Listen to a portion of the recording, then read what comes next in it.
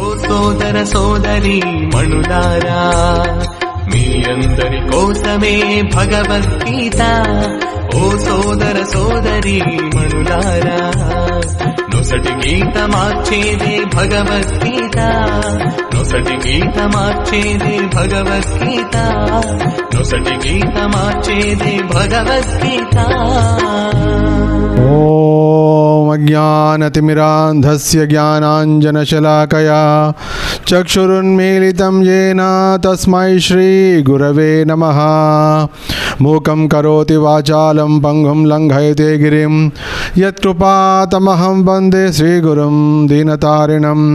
శ్రీచైతన్యమనోభీష్టం స్థాపితం యేన భూతలే స్వయం రూపకదా మహ్యం దదాతి స్వపదాంతికం. వందేహం శ్రీగురోర్శ్రీయుతపదకమలం శ్రీగురోర్న వైష్ణవాంశ్చ. శ్రీరూపం సాగ్రజాతం సహగణ రఘునాథాన్వితం తం సజీవం సాద్వైతం సావధూతం పరిజనసహితం కృష్ణచైతన్యదేవం శ్రీరాధాకృష్ణపాదాన్ సహగణ లలితా శ్రీ విశాఖాన్వితాంశ్చ. నమో ఓం విష్ణుపాదాయ కృష్ణప్రేష్ఠాయ భూతలే శ్రీమతే భక్తివేదాంత స్వామినితి నామినే నమస్తే సారస్వతే దేవే గౌరవాణి ప్రచారిణే నిర్విశేష శూన్యవాది పాశ్చాత్య దేశతారిణే.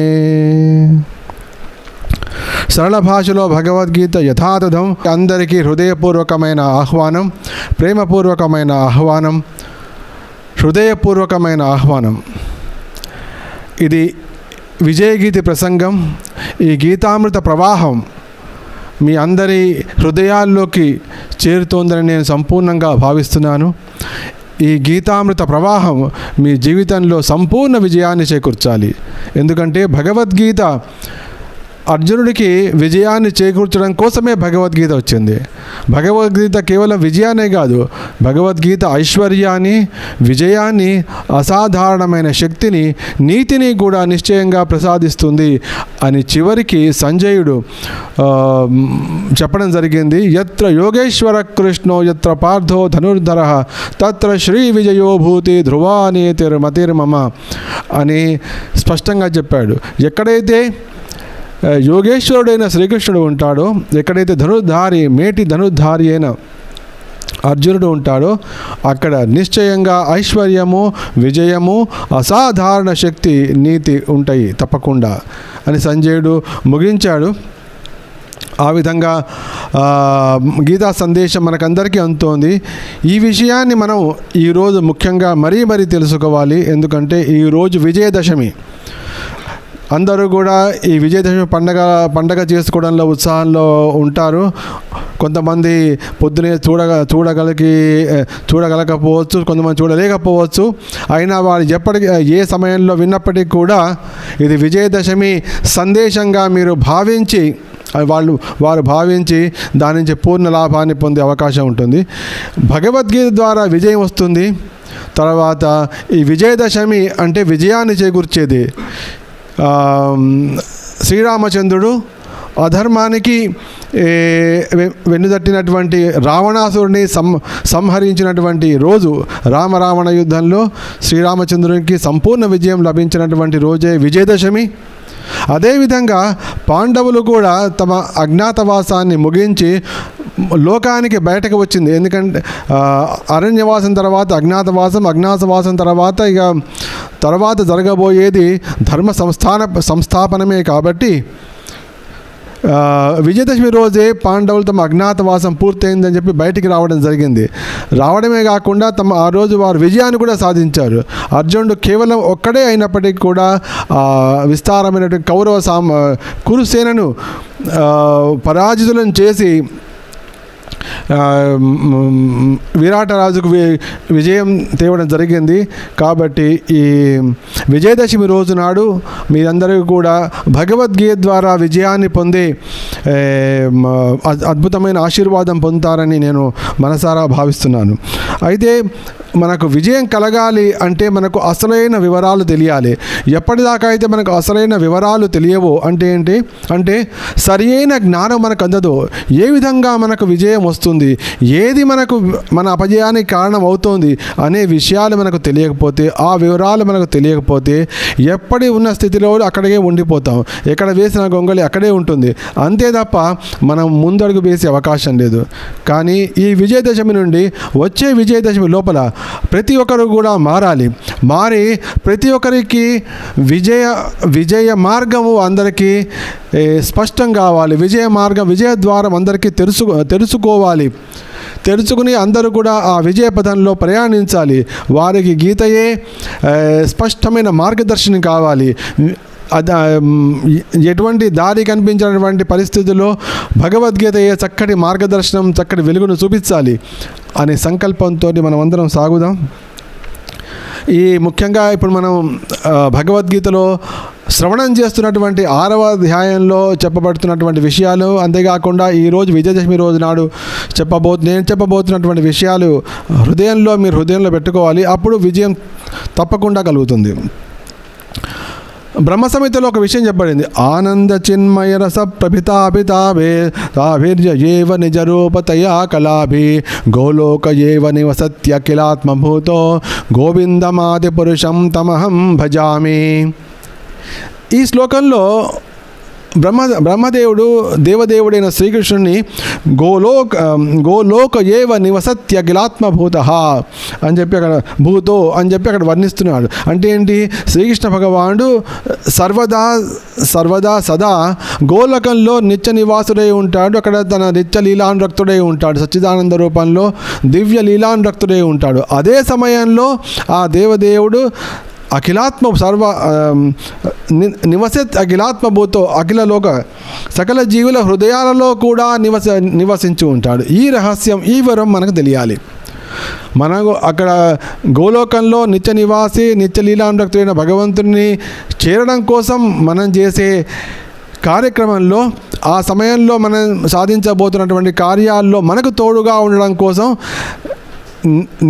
అఖిలాత్మభూతో అందుకోసం ఆ దేవదేవుడే మన హృదయంలో పరమాత్మ రూపంలో ఉన్నాడు.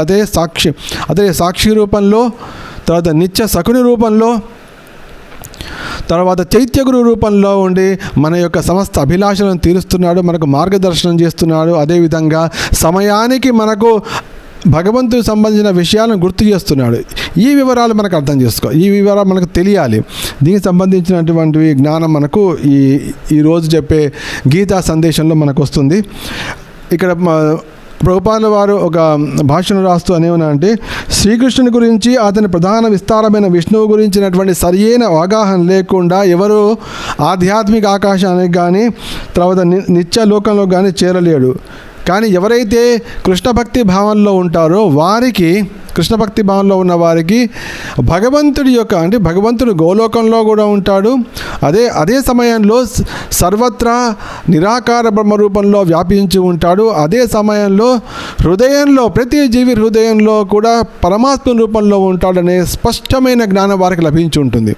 ఈ స్పష్టమైన జ్ఞానం లభించి ఉన్న కారణంగానే వారు ఈ జగత్తులో సమస్త విజయాలను సాధించడమే కాకుండా ప్రశాంతంగా ఉంటారు, సుఖంగా ఉంటారు. తర్వాత ఉన్నతమైన లక్ష్యాలను సాధిస్తూ రాబోయే జన్మను కూడా అద్భుతంగా మలుచుకుంటారు. దీనికి సంబంధించింది కృష్ణుడు మనకు గత వారంలో మనం విన్నాం. ఎవరైతే మనస్సును జయిస్తున్నారో, జితాత్మాన ప్రశాంతస్య పరమాత్మ సమాహిత అనే విషయాన్ని మనం తెలుసుకున్నాం. ఈ మాట మీరు స్పష్టంగా గుర్తుంచుకోండి, మాటి గుర్తు చేసుకోవాలి. జితాత్మాన ప్రశాంతస్య పరమాత్మ సమాహిత.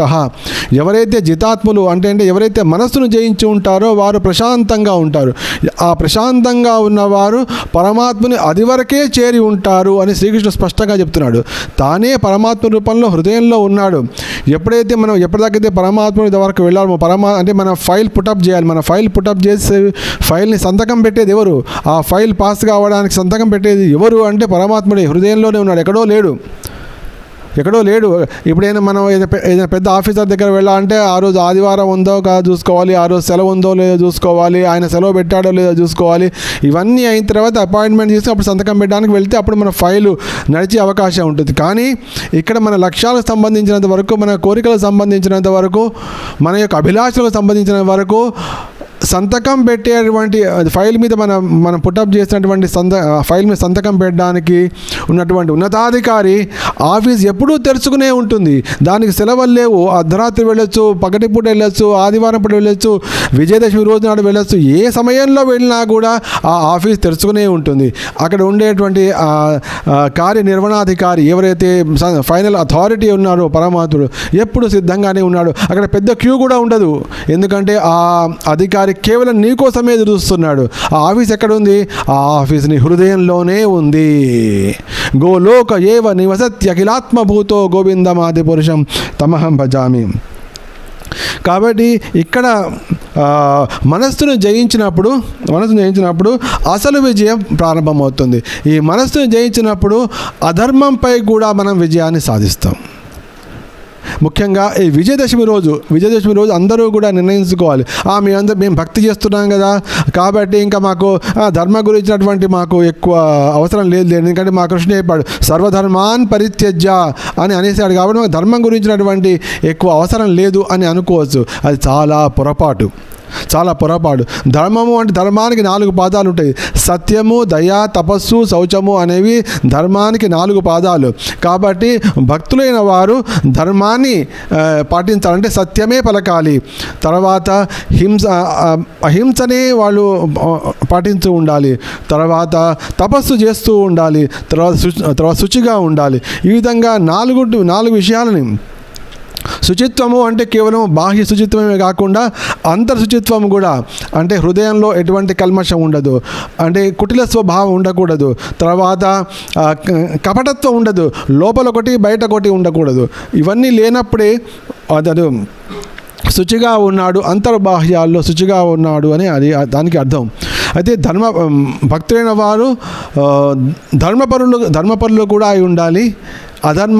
ధర్మపరులుగా ఉన్నప్పుడు అధర్మం మీద వాళ్ళు విజయాన్ని సాధిస్తారు. ధర్మో రక్షతి రక్షిత. ధర్మాన్ని మనం రక్షించినప్పుడు ధర్మం మనం రక్షిస్తుంది. అదేవిధంగా మనస్సును జయించినప్పుడు మనం పరమాత్మ దగ్గరికి వెళ్తాం. పరమాత్మ దగ్గరికి వెళ్ళినప్పుడు అంటే పరమాత్మ సన్నిహితంగా ఉంటాం. ఆ సన్నిహితంగా ఉన్నప్పుడు మన యొక్క అభిలాషలు, మన యొక్క లక్ష్యాలు అవన్నీ కూడా స్పష్టంగా తీరుతాయి. ముఖ్యంగా గుర్తుంచుకోవాల్సిన విషయం అంటే విజయదశమి రోజు నాడు అందరూ గుర్తుంచుకోవాల్సిన విషయం ఏంటంటే లక్ష్యం ఉన్నవాడు మాత్రమే ముందుకు అడుగు వేయగలడు. ముందడుగు వేసేవాడు ఎప్పుడైనా సరే వాడికి లక్ష్యం ఉంటుంది. లక్ష్యం లేనివాడు ఎప్పుడైనా తన యొక్క చరిత్రలోకి వెళ్ళిపోతాడు. అంటే ఏంటి? వాడు ఎప్పుడు గతంలోకి వెళ్తాడు. వాడు ముందడుగు లేడు. వాడు వేసేది ఎప్పుడైనా వెనుకంజ మాత్రమే. వెనుకంజ వేసేది ఎవరు అంటే ఎవరికైతే లక్ష్యం ఉండదో వాడే వెనుకంజ వేస్తాడు. ఎవరైతే లక్ష్యం ఉంటుందో వాడు ఎప్పుడు ముందడుగే వేస్తాడు. కాబట్టి ప్రతి వ్యక్తికి లక్ష్యం ఉండాలి. లక్ష్యం కనుక లేకపోతే నిశ్చయంగా వెనుకంజ వేయడం తప్పదు. ఈ విషయాన్ని మనం గుర్తుంచుకోవాలి. అది ఎవరు చేయగలరు? ఎవరైతే మనస్సును జయించగలరో వారికే లక్ష్యం ఉంటుంది. లేకపోతే మనస్సు అది నీ వల్ల ఎట్లా అవుతుందిరా, అది ఇంతవరకు ఎవరూ సాధించలేకపోయారా, నీకెట్లా అవుతుంది? మన ఇంట్లో ఎవడు ఇంతవరకు పిహెచ్డీ చేయలేదరా, ఇంతవరకు మన దాంట్లో ఐఐటి ఎవరు లేడురా, నీకెట్లా వస్తుంది అని మనసు చెప్తుంటుంది. కానీ ఎవరైతే ఆ మనస్సును జయిస్తారో వారు తమ లక్ష్యాన్ని సాధిస్తారు. వాళ్ళు ముందడుగు వేయగలరు. ఇంతవరకు మన వంశంలో కానీ ఎవరు కూడా అటువంటి అడుగు వేసి ఉండకపోవచ్చు, వారు వేయలేనిపోయిన వారై ఉండవచ్చు. కానీ ఎవరైతే మనస్సును జయిస్తారో ఈ గీతా సందేశం ద్వారా సరళ భాషలో భగవద్గీత యథాతథం ఈ ఉపదేశాల ద్వారా ఎవరైతే వింటున్నారో, విని తమ హృదయాలను మన మనసులను మార్చుకున్నారో, మనోజయాన్ని సాధించారో వారు నిశ్చయంగా వారు ముందడుగు వేయగలరు. తమ సంకల్పించినటువంటి కార్యాలను, లక్ష్యాలను సాధించగలరు. ఎందుకంత ధైర్యంగా చెప్తున్నారు అని మీరు ప్రశ్నిస్తే అది భగవద్గీతలో కృష్ణుడు చెప్పాడు, జితాత్మాన ప్రశాంతస్య పరమాత్మ సమాహిత. అందుకోసమే ధైర్యం. భగవద్గీతను సరిగ్గా పట్టుకున్న వాడికి, అసలుగా దాన్ని సంపూర్ణంగా పట్టుకున్న వాడికి, శ్రద్ధతో పట్టుకున్న వాడికి విజయం తప్పదు. వాడికి విజయం లభించక తప్పదు. వాడికి ఐశ్వర్యం లభించక తప్పదు. వాడికి అసాధారణ శక్తి ఉండక తప్పదు. ఇవన్నీ విషయాలు. అటువంటి వ్యక్తి నిశ్చయంగా నీతిమంతుడై ఉంటాడు. అతడు ధర్మపరుడై ఉంటాడు. కాబట్టి భగవద్గీతను యథాతథంగా అర్థం చేసుకున్న వారికి విజయమే సిద్ధిస్తుంది. వారికి అటువంటిప్పుడు జీవితంలో ప్రతిరోజు కూడా వారికి విజయదశమే. ఎందుకంటే ఇక్కడ కృష్ణుడు చెప్పాడు, నాదత్తే కశ్చిత్ పాపం నచైవ సుకృతం విభు. జీవుల యొక్క పాపపుణ్యాలతో భగవంతుడికి సంబంధం లేదు. అదేవిధంగా జీవుని యొక్క సుఖదుఖాలతో కూడా కృష్ణుడికి సంబంధం లేదు. పురుష సుఖదుఖానాం భోక్తృత్వే హేతురచ్యతే. ఇవన్నీ మానవుల యొక్క సుఖదుఖాలకు మానవుడే కారణం. ఇది నేను గత వారం మీ అందరికీ చెప్పించా, అందరూ మర్చిపోయి ఉండొచ్చు, కానీ మర్చిపోకుండా కనీసం రోజుకు ఒకసారైనా, వారానికి ఒకసారైనా గుర్తు చేసుకోండి. అవును, నా యొక్క సుఖాలకి, నా యొక్క శుభానికి, నా యొక్క మంగళానికి నేనే కారణం, నా యొక్క దుఃఖానికి నేనే కారణం. కనీసం రోజు అనుకోకపోయినా కనీసం వారానికి ఒకసారి అనుకోండి. ఆదివారం ఫలానా ఆదివారం నాడు వైష్ణవ ప్రభు చెప్పారు, మాతో బలవంతంగా చెప్పించారు, నా దుఃఖానికి నేనే కారణం అని అనిపించారు. కానీ అది నేను గుర్తుపెట్టి, కానీ ఆయన మాట ప్రతి వారం చెప్పించలేరు కదా. కాబట్టి అనుకుని నా మీద కాస్త దయ చూపించి మీకు మీరే అనుకొని కావాలంటే ఒక నిలువుటద్దం, ఇంట్లో ఒక నిలువుటద్దం కొనుక్కోండి. అందరూ కూడా నిలువుటద్దం కొనుక్కొని, లేదా డ్రెస్సింగ్ టేబుల్ అద్దం ముందు నిలబడి, కనీసం వారానికి ఒకసారైనా ఆ నిలువుటద్దం ముందు నిలబడి అని చూపిస్తూ, నా దుఃఖానికి నేనే కారణం, నా విజయానికి నేనే కారణం అవుతాను, నా యొక్క సుఖానికి నేనే కారణం అవుతాను, నా యొక్క అని ఈ విధంగా మీరు ఏదైతే పలకాలనుకున్న సత్యం ఉందో ఆ సత్యాన్ని పలకండి. సాధారణంగా మనకు కొన్ని మాటలు మనకు వినిపిస్తుంటాయి. ఏమిటంటే, ఎంత చదువుకున్నా కూడా ఉద్యోగం రావట్లేదండి, ఈ మాట మనకు వినిపిస్తుంటుంది.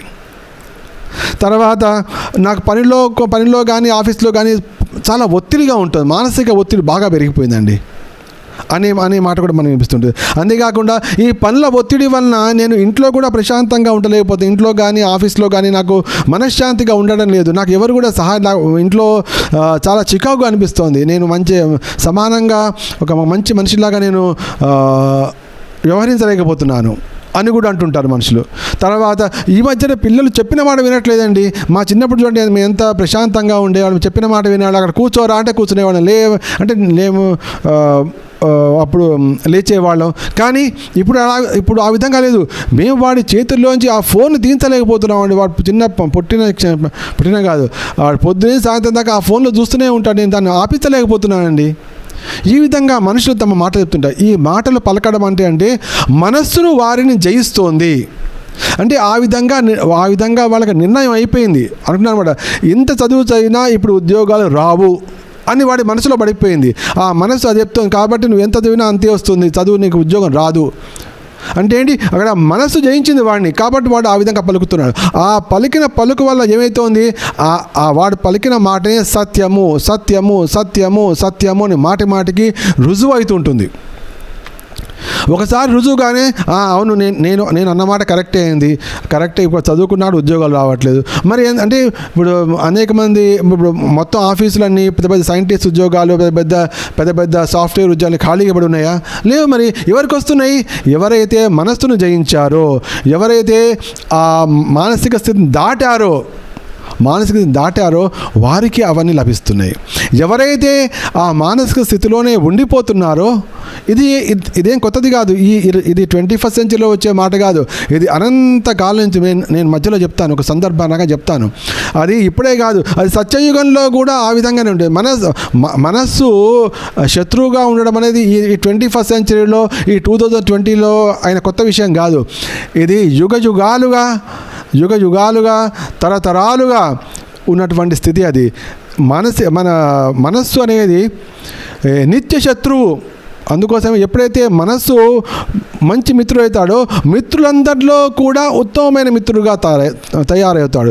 కానీ ఎప్పుడైతే మనస్సు శత్రువులాగా ఉండిపోయిందో, పరమశత్రువులాగా కూడా తయారవుతాడు. ఎందుకంటే ఒక్కోసారి శత్రువు వాడికి దూరంగా వెళ్ళిపోతే వాడు మనల్ని ఏమీ చేయలేడు. కానీ మనస్సు ఆ విధంగా కాదు, మనస్సు నీ వెంటే ఉంటుంది. నీ వెంటే ఉండడం కాకుండా నువ్వు ఇంకో జన్మలోకి వెళ్ళినప్పుడు కూడా నీ వెంటే వచ్చి మళ్ళీ అదే విధంగా తన పగ తీసుకుంటుంది. ఈ జన్మలో ఈ విధంగా దుఃఖాలు కలిగినాయి, అంతేకాకుండా వచ్చే జన్మలో కూడా అది ఆ విధంగానే దుఃఖాలను కలిగింపజేసే ప్రయత్నం చేస్తుంది. కాబట్టి ఈ మనస్సు మీద మనం ఎప్పుడైతే జయాన్ని సాధిస్తామో అదే నిజమైన విజయదశమి. మనోజయాన్ని మనం సాధించిన రోజే నిజమైన విజయదశమి. అధర్మాన్ని ఎప్పుడైతే మనం జయిస్తామో అదే విజయదశమి. ఏ విధంగా అయితే శ్రీరామచంద్రుడు రావణాసురుడి మీద విజయాన్ని సాధించాడో సంహరించి, ఏ విధంగా అయితే పాండవులు అధర్మం మీద విజయాన్ని సాధించి తమ శక్తి కొలది ఎన్ని అవమానాలు ఎదురైనా, ఎంతటి అవరోధాలు వచ్చినా కూడా చివరికి మళ్ళీ వెనక్కి వచ్చి ఏ విధంగా సాధించారు. వీటన్నిటిలో విజయదశమికి సూచన అనమాట. ధర్మంపై అధర్మంపై విజయము, మనస్సుపై విజయము, ఇవన్నీ కూడా విజయదశమికి సూచన. కాబట్టి ఈ విజయదశమి మీ అందరి జీవితంలో, మనందరి జీవితంలో కూడా ఒక మంచి అద్భుతమైనటువంటి మార్పు తీసుకురావాలని అందరూ కూడా అందరూ కూడా ఇప్పుడు తమ సేనలను మోహరింపజేసుకొని, తమకున్న శక్తులన్నింటినీ మోహరింపజేసుకుని, తమ మిత్రులందరినీ మోహరింపజేసుకుని మనస్సుపై జయాన్ని సాధిస్తారని చెప్పి నేను సంపూర్ణంగా ఆశిస్తున్నాను. భగవద్గీత యొక్క సంపూర్ణ ఆశీర్వాదం మీ అందరికీ తప్పకుండా లభిస్తుంది. ఆచార్యుల వారి, శ్రీల ప్రభుపాదుల వారి సంపూర్ణ ఆశీర్వాదం మీ అందరికీ లభిస్తుంది. అదేవిధంగా మీ మీ మీ మీ దీక్షా గురువుల యొక్క సంపూర్ణ అనుగ్రహం మీకు లభిస్తుంది. అంతేకాకుండా మీ హృదయాల్లో మీరు గమనించకపోయినా మిమ్మల్ని గమనిస్తున్నటువంటి మీ హృదయంలో నుండి చైత్య గురువు యొక్క అద్భుతమైన ఆశీర్వాదము మీకు తప్పకుండా లభిస్తుంది ఈ అద్భుతమైన విజయదశమి రోజు అని చెప్తున్నాను. కాబట్టి వచ్చే విజయదశమి లోపల అందరి హృదయాలు కూడా స్థిరత్వాన్ని పొంది అందరూ కూడా ఈ మానసిక దుర్బలత నుంచి బయటికి వస్తారని నేను ప్రార్థిస్తూ, అభిలషిస్తూ నేను ముందుకు సాగుతున్నాను. ముఖ్యంగా ఈ 6వ అధ్యాయం చేస్తాం. ఈ 6వ అధ్యాయాన్ని భగవంతుడు కానీ కృష్ణుడు దేని మీద కేంద్రీకరించాడు? మనస్సు మీద కేంద్రీకరించాడు. మనస్సు జయము, అందుకో ధ్యాన యోగము. దీని యొక్క అధ్యాయం పేరు ధ్యాన యోగం. ఈ ధ్యానం ఎప్పుడు సాధ్యపడుతుంది? ఎప్పుడైతే మనోచంచలము, ఎప్పుడైతే మానసిక చంచలత అనేది పోతుందో అప్పుడే ధ్యానము దానిలో చివరి సమాధి, దానిలో అతడు పూర్తిగా లగ్నమైపోతాడు. అంటే హఠయోగంలో ఉన్న వారికి ఆ ధ్యానము, సమాధి అన్ని అవసరం పడతాయి. కానీ అంటే వాళ్ళు కళ్ళు మూసుకుని కూర్చుంటారు. ఎవరు కూడా కదులుతూ పనులు చేస్తూ సమాధిలో ఉండలేరు. కాబట్టి వాళ్ళు కదలకుండా, మనుషులు ఎవరు లేని పరిస్థితుల్లో అంతా కూడా నిశ్శబ్దంగా ఉండాలి. నిశ్శబ్దంగా ఉన్న పరిస్థితుల్లో కళ్ళు మూసుకుని అప్పుడు వాళ్ళు ధ్యానంలో ఉండడం, లేకపోతే సమాధిలోకి వెళ్ళడం, ఇవన్నీ కూడా అప్పుడు సాధ్యపడతాయి. కాబట్టి వారు ఎట్టి పరిస్థితుల్లో కదులుతూ అటు ఇటు చూస్తూ లేకపోతే వేరే పనులు చేస్తూ సమాధిలోకి వెళ్ళే అవకాశం లేదు. కానీ కలియుగంలో అటువంటి ధ్యానము, సమాధి అసాధ్యమైన విషయాలు. ఇక్కడ అర్జునుడికి కృష్ణుడు, నాయన యుద్ధం చేయి నన్ను తలుసుకో అంటే, అప్పుడు అర్జునుడు యుద్ధరంగానికి వెళ్ళి అర్జునుడు ధ్యానంలో కళ్ళు మూసుకుంటే వచ్చి తగిలే బాణాలు మాత్రమే, మనసు లగ్నమే అవకాశమే లేదు. అందుకోసం కృష్ణ చెప్పాడు, మా మనుస్మర యుధ్యచ, నన్ను స్మరిస్తూ యుద్ధం చేయి, మనసులో నన్ను నిలుపుకో, బుద్ధిని నాకు ఇవ్వు, బుద్ధిని పూర్తిగా ఉపయోగించి నా కోసం పని చెయ్యి, కానీ మనసులో మాత్రం పూర్తిగా నన్నే నిలుపుకో. ఇది చెప్పాడు, కృష్ణ చెప్పింది. కాబట్టి కృష్ణ భక్తి భావన అనేది మోస్ట్ ప్రాక్టికల్, అంటే ఆచరణాత్మకమైనటువంటి సమాధి, ఆచరణాత్మకమైన ధ్యానమే కృష్ణ చైతన్యం. ఆచరణాత్మకమైన ధ్యానము, సమాధియే 24 గంటలు కనుక మనం కృష్ణుని కోసమే, కృష్ణుని తలుస్తూ కృష్ణ సంకల్పంతో కృష్ణుడే కేంద్ర బిందువుగా ఉండి కార్యక్రమాల్లో మనం మునగలుగుతాం. మనం పూర్తిగా సమాధిలో ఉన్నట్టే అర్థం. ఆ విధంగా చేయగలిగే విధంగా శ్రీల ప్రభుపాదుల వారు మనకు చక్కటి ప్రణాళికను ఏర్పాటు చేశారు. చక్కటి 24 గంటలు 24/7 24/7 ఉండగలం. అదేవిధంగా 24/7 ఆ విధంగా ఇంటూ 100 years అంటే ఏంటి, 100 years కూడా మనం ఆ విధంగా చేయగలిగినటువంటి చక్కటి ప్రణాళికను మన ప్రభుపాదుల వారు ఏర్పాటు చేశారు. కృష్ణుడు కూడా ఏర్పాటు చేశాడు. కాబట్టి మనం 100 ఏళ్ళు సమాధిలో ఉండాలనుకుంటే చక్కగా చేయగలిగినటువంటి మార్గాన్ని మనకు భగవద్గీత అందిస్తుంది. కేవలం భగవద్గీత యథాతథం మాత్రమే అందిస్తుంది. అయితే ఈ భగవద్గీత యథాతథం అందరికీ సులభంగా అంత అర్థం కావాలని చెప్పి సరళ భాషలో ఇప్పుడు భక్తివేత్త బుక్ ట్రస్ట్ వారు దాన్ని ప్రచురించడం జరిగింది. ఇది 2018లో మేము రిలీజ్ చేసాం. కాబట్టి అంటే మీరు అని చెయ్యండి, మేము భగవద్గీత ఎప్పుడో కొన్నాం కదా, మరి చాలా ఎప్పటి నుంచో ఉంది కదా అంటే, ఉండనివ్వండి. మరి ఇప్పటిదాకా చదువుతూ వచ్చారు. ఇప్పుడు దాంట్లో ఉన్నది దీంట్లో ఉన్నది ఒకటే, కానీ దీనిలో సరళ భాషలో అంటే మీరు హాయిగా మాట్లాడుకునే విధంగా, అంటే అప్పుడు ప్రభుపాదుల వారు మీకు ఇప్పుడు మీరు ఉపన్యాసం వింటున్నారు, నేను మీకు భక్తి ప్రసంగం నేను చేస్తున్నా.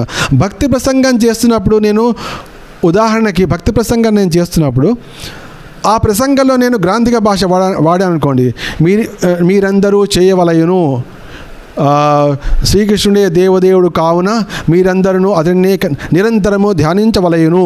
నేను ఈ విధంగా మాట్లాడుతుంటే నాకు మధ్య ఒక పెద్ద గ్యాప్ వస్తుంది. ఆ విధంగా కాకుండా మీరందరూ కూడా శ్రీకృష్ణుడు చెప్పినట్టుగా వినాలి, మీరందరూ కూడా శ్రీకృష్ణుడు చెప్పినట్టుగా నడుచుకోవాలి అని చెప్తుంటే నేను మీకు నేరుగా ఉపదేశం చేసినట్టుగా మీకు అనిపిస్తుంది.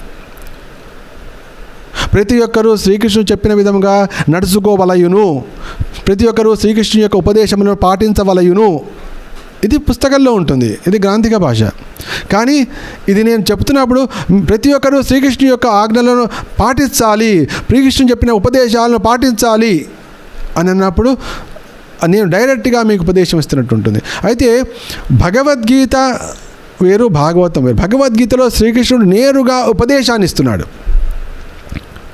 అందుకోసం నేనే సంకల్పించానంటే ఇది కనుక సరళ భాషలో కనుక ఇస్తే దానిలో ప్రభుపాదుల వారు భాష్యంలో రాసినప్పుడు అది నేరుగా ఆ చదువుతున్న వ్యక్తికి నేరుగా ప్రభుపాదుల వారే చెబుతున్నట్టుగా ఉంటుంది అనే సంకల్పన కలిగింది. ఎందుకంటే ఈ వ్యవహారిక భాష అంటే ఇది కూడా ఏంటి శిష్ట వ్యవహారికం అంటే మరి అదేంటి ఏదో పల్లెటూళ్ళలో వాళ్ళు మాట్లాడినట్టు ఏదో యాసతో కాదు, దీనిలో స్పష్టంగానే ఉంటుంది. కానీ ప్రభుపాదుల వారు నేరుగా చెబుతున్నట్టుగా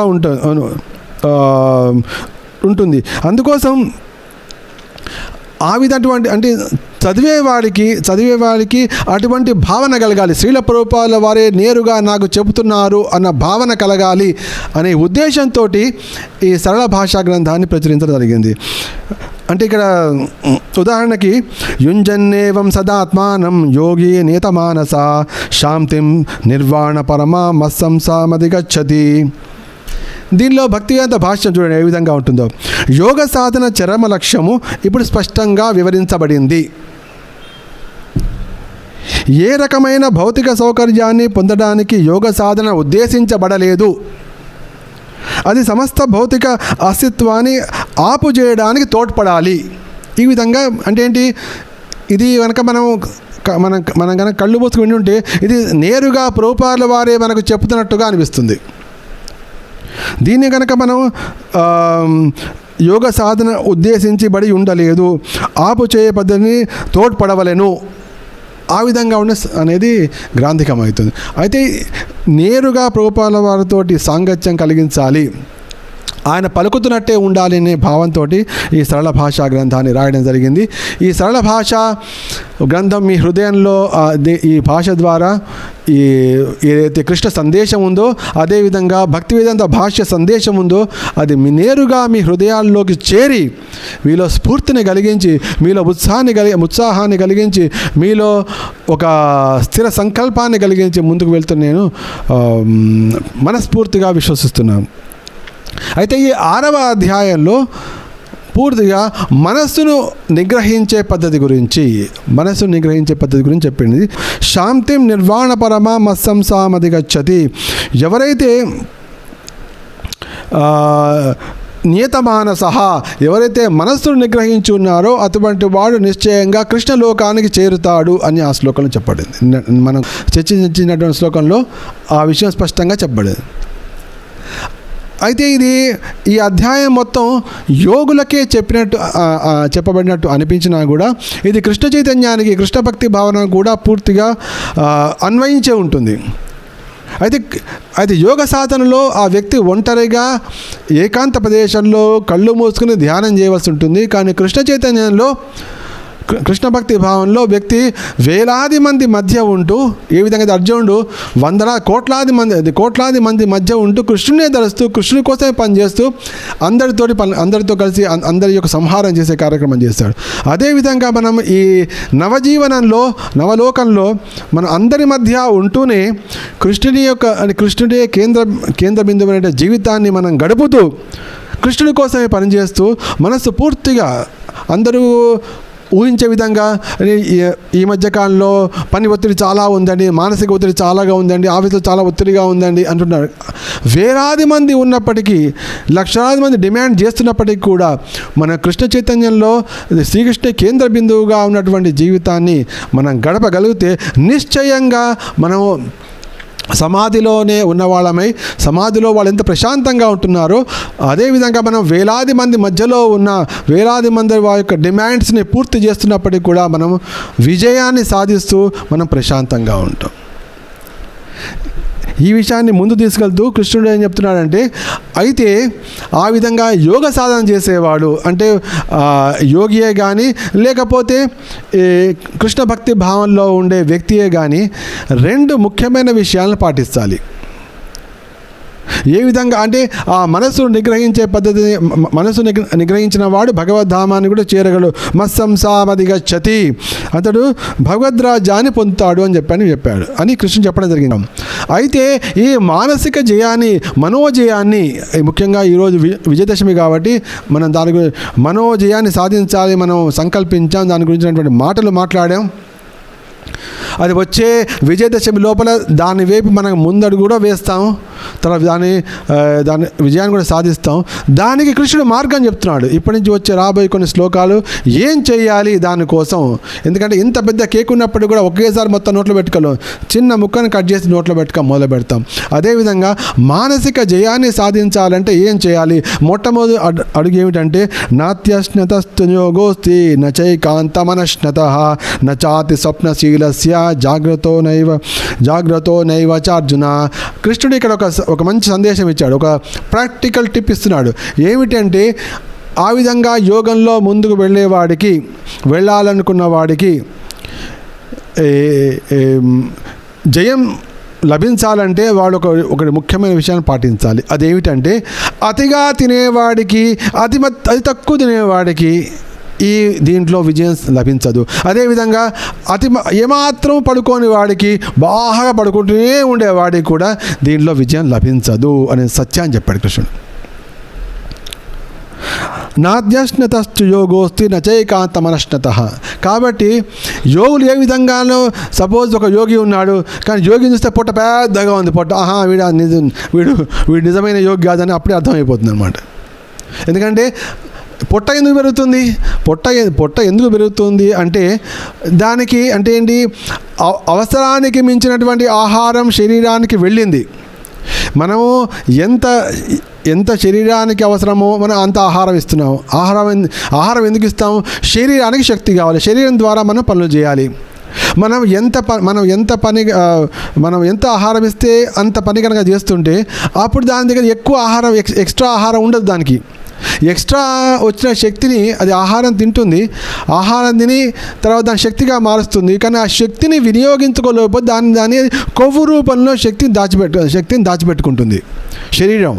అది దాని యొక్క నేచర్, శరీరం యొక్క నేచర్ అది. ఎందుకంటే ఎప్పుడైనా అవసరం పడితే దాన్ని వాడుకోవచ్చు అని చెప్పి ఆ ఫ్యాట్ రూపంలో ఉంటుంది. ఫ్యాట్ అంటే ఏంటి?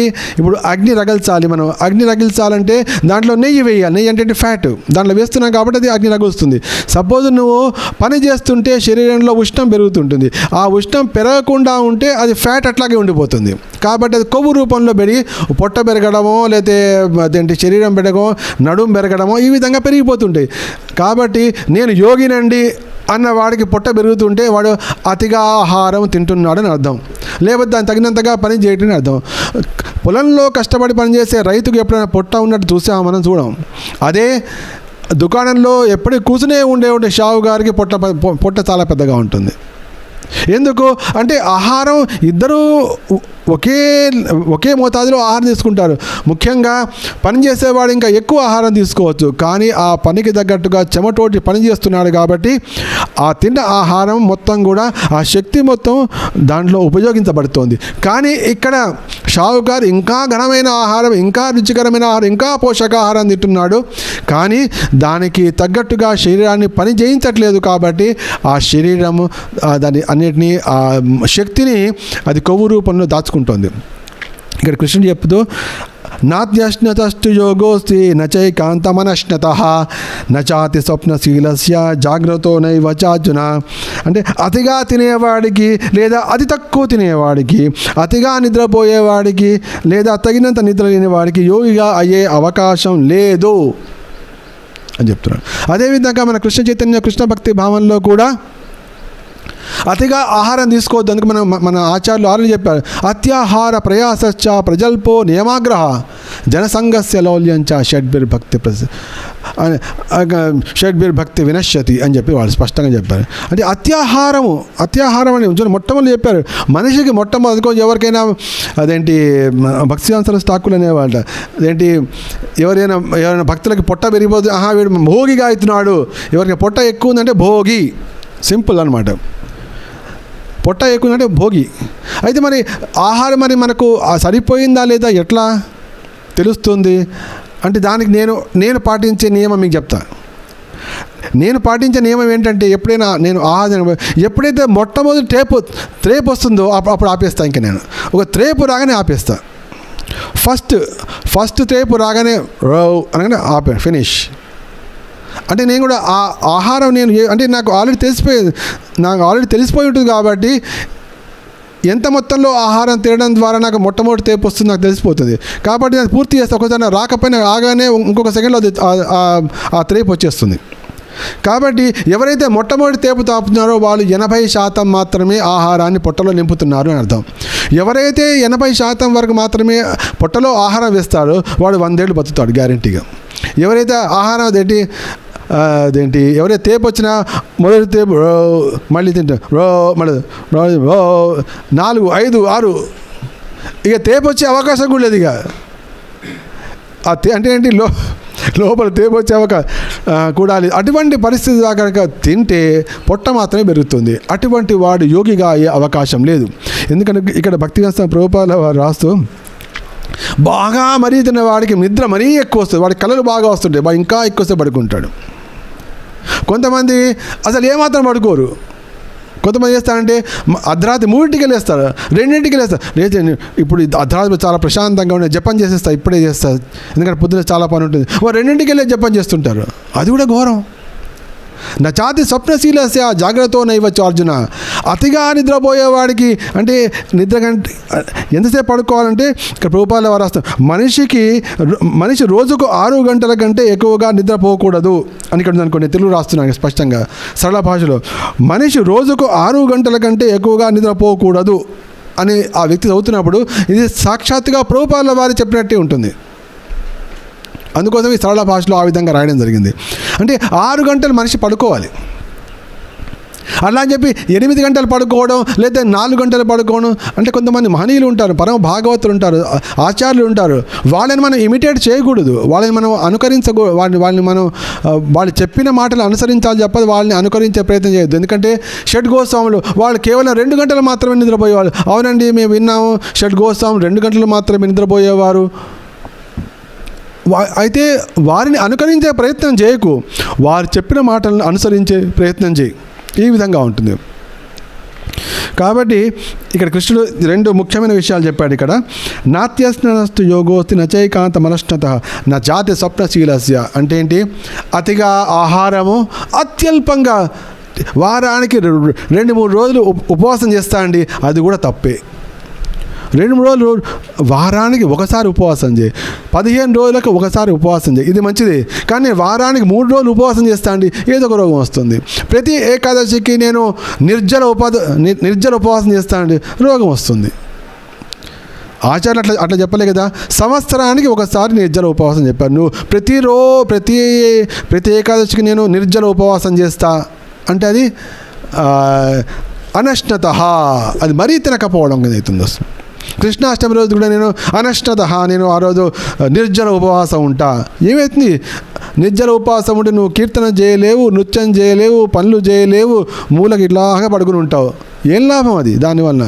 అందుకోసం కృష్ణుడు ఒక మంచి మార్గదర్శనం చేస్తూ ఏమంటున్నాడంటే యుక్తాహార విహారస్య యుక్త చేష్టస్య కర్మసు యుక్త స్వప్నావబోధస్య యోగో భవతి దుఃఖః అని అద్భుతమైన సందేశం మళ్ళీ ఇచ్చాడు. ఇంకో నెక్స్ట్ శ్లోకం మరి ఏం చేయాలంటే కృష్ణ చెప్తున్నాడు, ఇప్పుడు నువ్వు యోగాన్ని చేపట్టావు. యోగాన్ని ఎందుకు చేపడుతున్నావు? యోగాన్ని చేపట్టడం యొక్క ముఖ్య ఉద్దేశం నీకున్న దుఃఖాలను తొలగించుకోవడం. ఇప్పుడు అనేకమైన కష్టాలు వస్తున్నాయి, అనేకమైన దుఃఖాలు వస్తున్నాయి, మనసు చింతతో ఉంటుంది, ఇవన్నీ ఉన్నాయి. కాబట్టి నేను ఈ యోగం ద్వారా, భక్తి ద్వారా, కృష్ణ చైతన్యం ద్వారా ముందుకెళ్దాం అనుకుంటున్నా. మరి అటువంటి సమయంలో చేయవలసిన కార్యక్రమం ఏంటంటే యుక్తాహార విహారస్య యుక్త చేసస్య కర్మసు యుక్త స్వప్న అవబోధస్య యోగో భవద్ దుఃఖ. ఎప్పుడైతే అదంటే యుక్తమైనటువంటి అంటే యుక్తము అంటే ఏంటి, మితాన్ని అదేంటి ఇక్కడ దానికి స్పష్టంగా దానికి ప్రభుపాలు రాస్తూ దేహావసరాలైనటువంటి ఆహారము, నిద్ర, రక్షణ, మైథున విషయంలో మితాన్ని మించడం యోగ సాధనలో పురోగతిని ఆటంకపరుస్తుంది. కాబట్టి ఎంత అవసరమో అంత తినడం. యుక్తాహారము అంటే అది శరీరానికి సంబంధించింది, అది యుక్తంగా ఉండాలి. అంటే ఏంటి, 80% మాత్రమే తినాలి. ప్రభుపాదుల వారు మనకు చెప్పారు, రోజుకు 2 సార్లు మాత్రమే తినాలి, పొద్దున ఒకసారి, సాయంత్రం ఒకసారి. ఇది చెప్పారు. పొద్దునేమో 9 గంటలకు, సాయంత్రం 5:30కి, ఈ విధంగా చెప్పారు. 2 సార్లు మాత్రమే భోజనం చేయాలి అని చెప్పారు. దానికి నేను అదేంటి ఈ జాపనీస్ స్టైల్ చెప్పేది ఏంటంటే 80% మాత్రమే తినండి. అంటే ఒకసారి తేపురాని ఆపేసేయండి. హాయిగా 100 ఏళ్ళు ఉంటారు, ఎటువంటి రోగాలు రావు. యుక్తాహారము, ముఖ్యంగా కృష్ణుడికి నైవేద్యం పెట్టిందే తినండి. కృష్ణ ప్రసాదం అని చెప్పి ఎప్పుడు నాయన ఇప్పుడే కొండ మీద ఇక్కడ వచ్చా అని చెప్పి ఇవన్నీ ఇప్పుడే భోజనం చేసి వచ్చాను, మళ్ళీ కొండ మీద అని చెప్పి మళ్ళీ ఇంకొక అరిసె ముక్క, లేకపోతే ఒక చిన్న లడ్డు ముక్క, లేకపోతే ఒక అప్పడం ముక్క, ఈ విధంగా తినడం కాదు. ఒకేసారి తినాలి. ఎవరైనా కనుక నాయన నువ్వు ప్రసాదం తీసుకో, ఇప్పుడే పూరి జగన్నాథ్పూరి నుంచి వచ్చాను, ఈ కాజా తీసుకో అనగా తీసి నోట్లో వేసుకోవద్దు. తీసుకుని కావాలి ఒక సంచిలో వేసుకోండి, ఒక చిన్న కాగితంలో పెట్టుకోండి. మళ్ళీ ఎప్పుడైతే భోజనానికి కూర్చుంటారో అప్పుడే తినండి. ఒకసారి తిన్న తర్వాత మళ్ళీ రెండోసారి తినే సమయం లోపల మధ్యలో ఏది తినకూడదు. ఆ 6 గంటలు అంటే 2 ఆహారాల మధ్య 2 సార్లు ప్రసాదం తీసుకునే మధ్య కనీసం 6 గంటల వ్యవధి ఉండాలి. మినిమం 6 మధ్యలో కేవలం నీళ్లు మాత్రమే తాగాలి. నీళ్లు తప్ప ఇంకేం తాగకూడదు. కావాలంటే మజ్జిగ తాగచ్చు చెప్పడానికి, కానీ ఘనాహారం మాత్రం ఎట్టి పరిస్థితుల్లో, పళ్ళు కూడా తినకూడదు, ఇంకేం తినకూడదు. అది నిజంగా ఆహారం మీద నియంత్రణ ఉన్నట్టు. అటువంటప్పుడు ఎంతమంది స్వీట్లు తెచ్చినా ఏ ఇచ్చినా మధ్యలో మాత్రం ఎట్టి పరిస్థితుల్లో కూడా తినరు. నిజంగా మీరు కావాలంటే కనుక్కోండి. ఎవరైతే 90 ఏళ్ళు బతికున్నారో, ఎవరైతే 100 ఏళ్ళు బతికున్నారో అడిగితే వాళ్ళు రహస్యాలు చెప్తారు. వాళ్ళు చెప్పే ఒక రహస్యం ఉంటుంది, ఏమిటంటే అటువంటి వాళ్ళు రాత్రిపూట ఏది తినరు. ఎవరైతే రాత్రిపూట భోజనాన్ని మానుతారో వాడి దగ్గర రోగాలు రానిరావు. రాత్రిపూట ఆహారం మానిన వాడికి, లేకపోతే రాత్రి అయ్యే లోపలే భోజనాన్ని ముగించేవాడికి, అంటే ఏంటి వాడు 5ంటికి తింటున్నాడు, అంటే ఏంటి వాడు 8 వరకు అరిగిపోతుంది. రాత్రిపూట వాడి లోపల అరిగించవలసింది ఏది ఉండదు. వాడు పడుకునే సమయానికి మొత్తం అరిగిపోయే ఉంటుంది.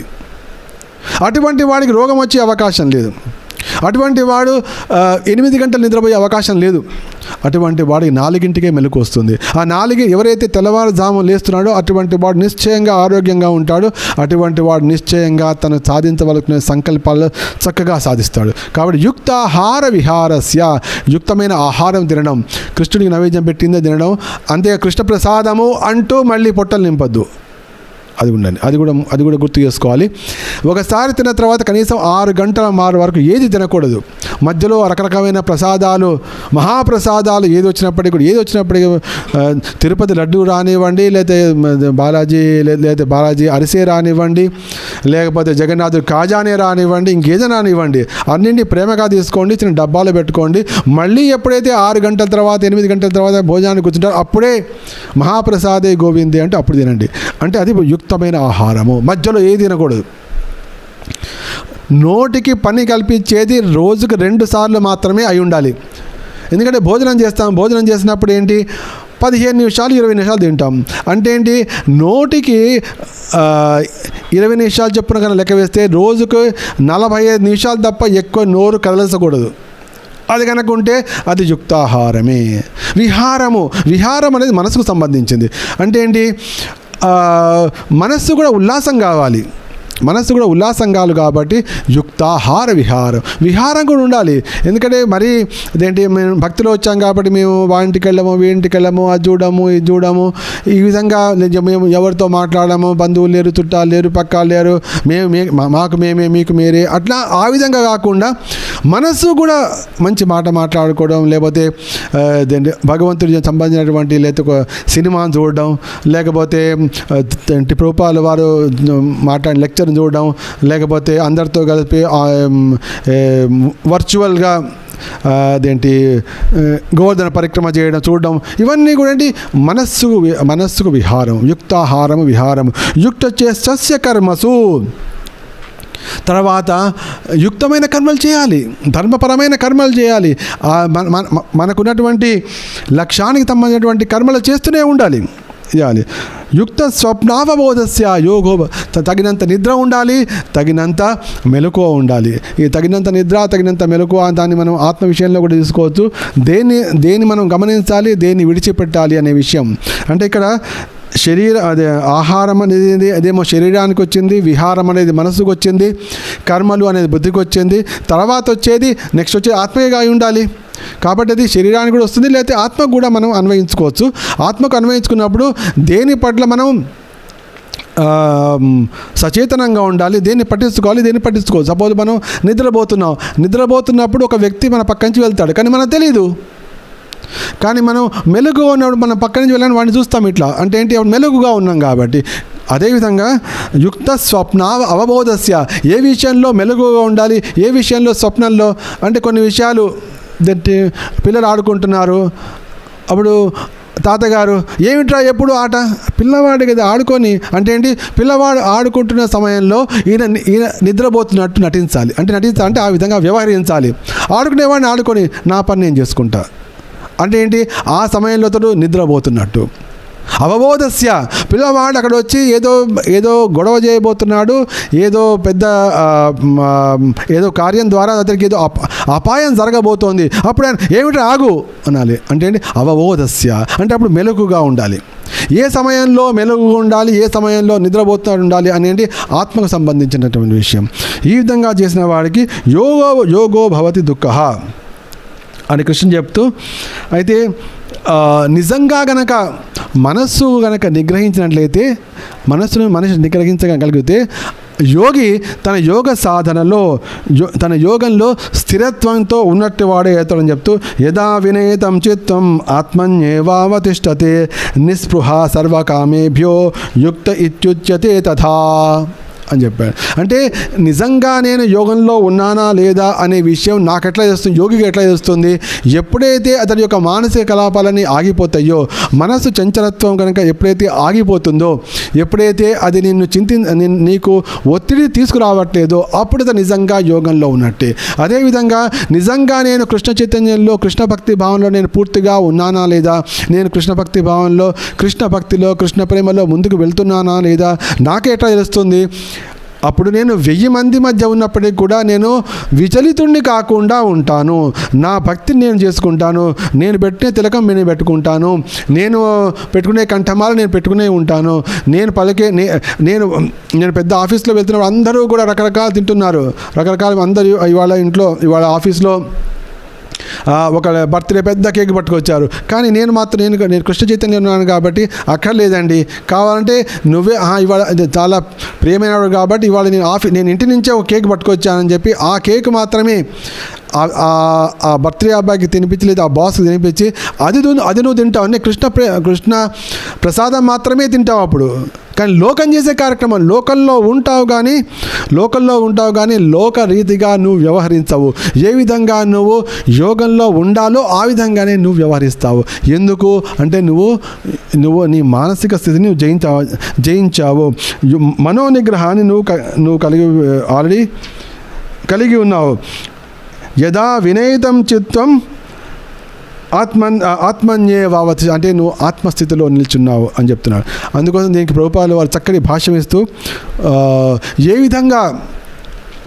విధంగా అంబరీష మహారాజు సవై మన కృష్ణ పదార విందయో, మనస్సు గనక ఒక్కసారి కంట్రోల్ అయిపోతే దేహంలో ఉన్న ప్రతిదీ కూడా మొత్తం కంట్రోల్కి వచ్చేస్తుంది. మనస్సు కంట్రోల్ మిగతా అన్ని కంట్రోల్ అయిపోతుంది. అందుకోసం సవై మన కృష్ణ పదారవిందయో వచాంసి వైకుంఠ గుణానువరణే. ఎప్పుడైతే మనస్సు నిగ్రహం కాగానే మంచి మాటలు అప్పుడే వస్తాయి. వచాంసి వైకుంఠ గుణానువర్ణనే. మనస్సు కంట్రోల్ రాగానే వాక్కులు నియంత్రించబడతాయి, తర్వాత చేతులు నియంత్రించబడతాయి, తర్వాత చెవులు నియంత్రించబడతాయి, తర్వాత కళ్ళు నియంత్రించబడతాయి, తర్వాత స్పర్శ నియంత్రించబడుతుంది, తర్వాత నాసిక నియంత్రించబడుతుంది, తర్వాత కాళ్ళు నియంత్రించబడతాయి, తర్వాత శిరస్సు నియంత్రించబడుతుంది, దాంతో కోరికలు కూడా నియంత్రించబడతాయి. ఎంత అద్భుతం! అంతా కూడా విజయం అనేది మనస్సు జయంతోనే ఉంది అని ఈ 6వ అధ్యాయం నిరూపిస్తుంది. అది యోగికే కానీ, అది యోగికే కావచ్చు, లేకపోతే భక్తుడికే కావచ్చు, అందరికీ ఒకటే మార్గం. అదేమిటి? మనోజయమే నీ యొక్క సమస్త విజయాలకి మూలం అని స్పష్టంగా చెప్పేటువంటి అధ్యాయం ఇది, 6వ అధ్యాయం. అందుకోసమే ఏ విధంగా మనసును నిగ్రహించాలి అని చెప్పి యోగి పరంగా కృష్ణుడు చెప్తూ వచ్చాడు. కానీ ఆ యోగి మనస్సు నిగ్రహించాలని చేయవలసిన పద్ధతి చాలా కష్టమే ఉండొచ్చు. కానీ కృష్ణ చైతన్యంలో ఉన్న వ్యక్తి, కృష్ణ భక్తి భావంలో ఉన్న వ్యక్తి మనసును చాలా సులభంగా నిగ్రహించగలుగుతాడు. అనేకమైన పనులు చేస్తూనే సామాన్యుడైన సామాన్యంగా ఉండే యోగి తన నాలికను నిగ్రహించడం కోసం అనేకమైన ఉపవాసాలు ఉండవలసి వస్తుంది. కానీ ఇక్కడ కృష్ణ భక్తుడికి అవసరం లేదు. నేను కేవలం కృష్ణ ప్రసాదాన్ని మాత్రమే తింటాను, 80% మాత్రమే తింటాను, మధ్యలో ఇంకెటువంటి తినను అనుకుంటే చాలు. ఇంకేముంది, హాయిగా, నో ప్రాబ్లం. అతి సులభంగా ఆహారాన్ని నిగ్రహించి దాన్ని చేయగలుగుతాం. అంటే ఏంటి? మనోనిగ్రహమే దీనికి మార్గం. అటువంటి మనోనిగ్రహాన్ని సాధించిన వ్యక్తి ఏ విధంగా ఉంటాడంటే, గాలి లేని చోట దీపం ఏ విధంగా రెపరెపలాడకుండా స్పష్టంగా నిలకడగా ఉంటుందో ఆ విధంగా ఉంటాడండి. యథా దీపో నివాసస్థో నెంగతే సోమమా స్మృత యోగినో యత చిత్తస్య జుంజతో యోగమాత్మనః. అద్భుతంగా చెప్తున్నాడు కృష్ణుడు ఇక్కడ. దానికి ఉదాహరణ ఏమిటి? అవును, నీ మనస్సు ప్రశాంతంగా ఉందా లేదా? నువ్వు కృష్ణ చైతన్యంలో ఉన్నావా లేదా? నేనెట్లా చెప్తాను? నువ్వు తిలకం పెట్టుకోగానే అయిపోదు, లేదా నువ్వు హరే కృష్ణ అనగానే అయిపోదు, లేదా చేతిలో జపమాల కూడా అయిపోదు. నీ మనసు ఏ విధంగా ఉందో నాకట్లా తెలుస్తుంది? తెలియదు. కానీ నీ మనసు ఏ విధంగా ఉందో నువ్వు ఆ విధంగా వ్యవహరిస్తావు. ఇప్పుడు మనకు గాలి వీస్తోందా లేదా మనకు ఎట్లా తెలుస్తుంది? ఏ సమయంలో అయితే మన దీపం పెట్టినప్పుడు ఆ దీపం అటు ఇటు కదలకుండా రెపరెపలాడకుండా ఉన్నప్పుడు ఇప్పుడు గాలి లేదు కాబట్టి దీపం ఖచ్చితంగా ఉంది, చక్కగా ఉందని మనకు అర్థమవుతుంది. అదేవిధంగా మనోచంచలత్వం లేనటువంటి యోగి, మనోచంచలత్వం లేనటువంటి భక్తుడు, ఎవరైతే భక్తి సాధకుడు ఉన్నాడో అతడు గాలి లేని చోటు పెట్టిన దీపంలాగా రెపరెపలాడకుండా స్పష్టంగా నిశ్చలంగా ఉంటాడు. కాబట్టి అతని ద్వారా వచ్చే వెలుగు కూడా ఎటువంటి మార్పులు చేర్పులు లేకుండా నిశ్చలంగా ఉంటుంది. ఇదే మన గుర్తు. ఎటువంటి పరిస్థితి, ఎంత విపత్కర పరిస్థితులు వచ్చినప్పటికీ కూడా అతడు చలించడు అని చెప్తూ కృష్ణుడు ఇక్కడ చక్కటి ఉపమానం ఇచ్చాడు.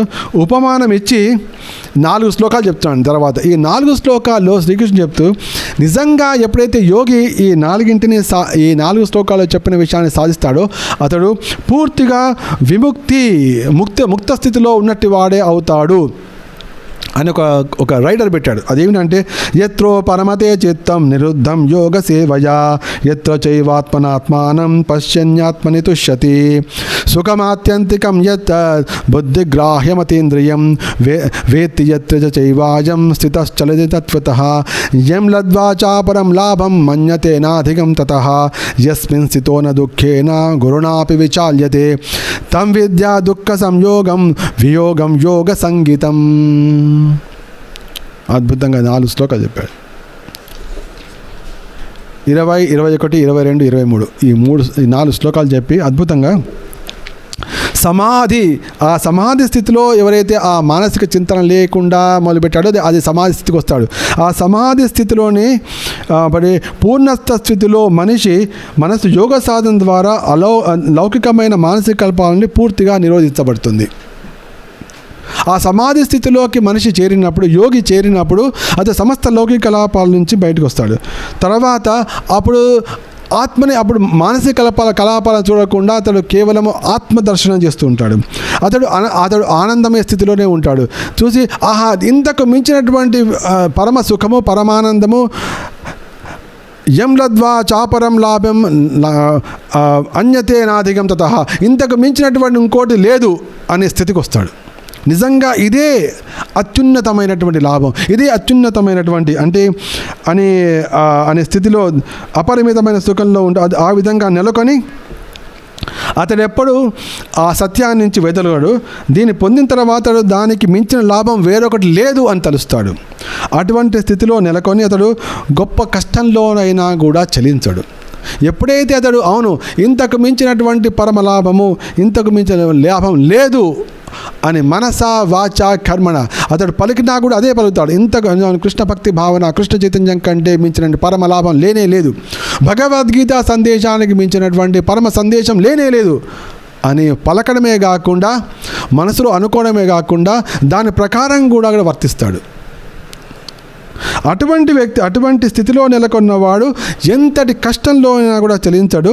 భౌతిక సంపర్కం వలన కలిగే సమస్త క్లేశాల నుండి ఇదే నిజమైన అసలైన ముక్తి.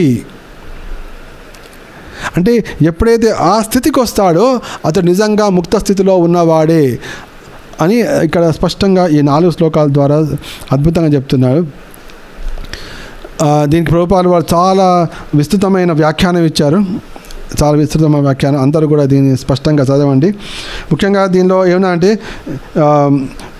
యోగ సాధన ద్వారా మనిషి క్రమంగా భౌతిక భావన నుండి విడిపడతాడు. ఇదే యోగ సిద్ధాంతంలోని ప్రాథమిక లక్షణం. తర్వాత సమాధిలో నెలకొంటాడు. అయితే సమాధిలో నెలకొన్న యోగి ఒక్కోసారి ఆత్మనే పరమాత్ముడిగా అనుకునే అవకాశం ఉంది. కానీ అతడు అటువంటి అపార్థం నుంచి ఎప్పుడైతే బయటపడతాడో అప్పుడు మనోబుద్ధుల ద్వారా పరమాత్మని అనుభూతం చేసుకుంటాడు అని చెప్పి స్పష్టంగా రాస్తూ, ఇంకా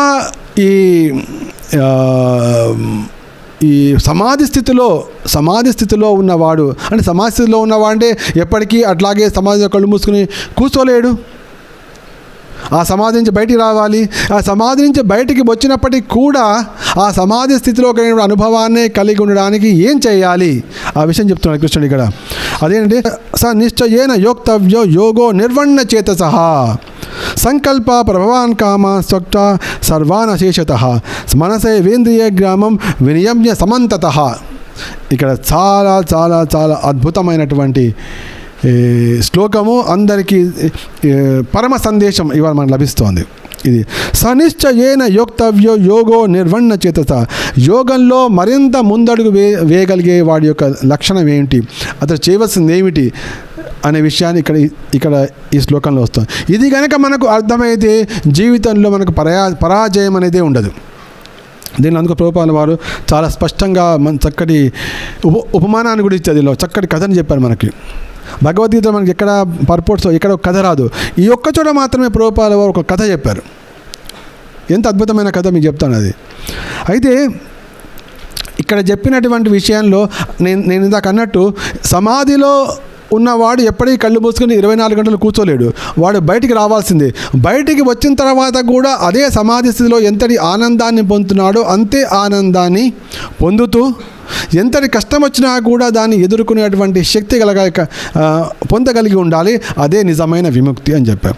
అయితే ఇది ఏ విధంగా కలుగుతుంది, ఏ విధంగా అతడు చేయగలడు అని చెప్తూ స నిశ్చయేన యోక్తవ్యో అంటే స్థిర నిశ్చయము, స్థిర నిశ్చయం. స నిశ్చయేన యోక్తవ్యో యోగో నిర్వణ్ణ చేతసః సంకల్ప ప్రభవాన్ కామాస్ త్యక్త్వా సర్వానశేషతః.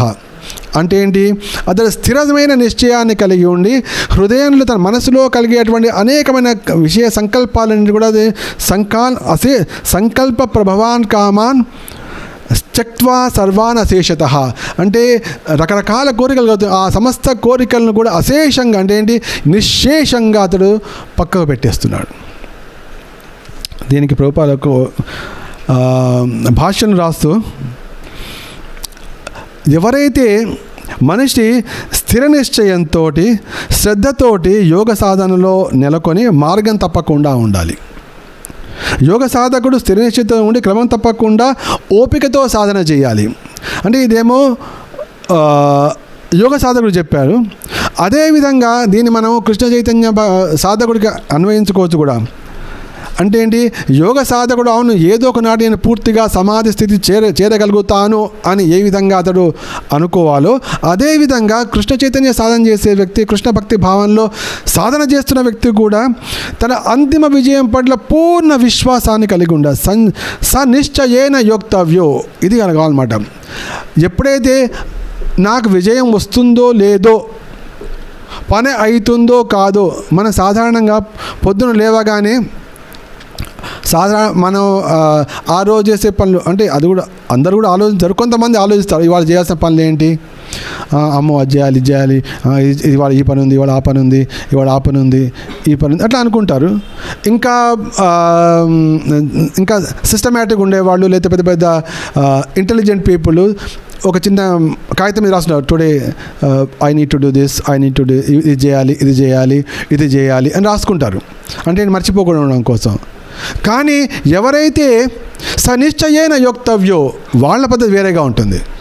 వాళ్ళ పద్ధతి ఏ విధంగా ఉంటే, ఇవాళ ఈ పని చేస్తాను, ఇవాళ ఈ పని చేస్తాను, ఇవాళ ఈ పని పూర్తి అయిపోతుంది, ఇవాళ అతనితో చక్కగా మాట్లాడి దీన్ని నిశ్చయం చేసి వేస్తాను.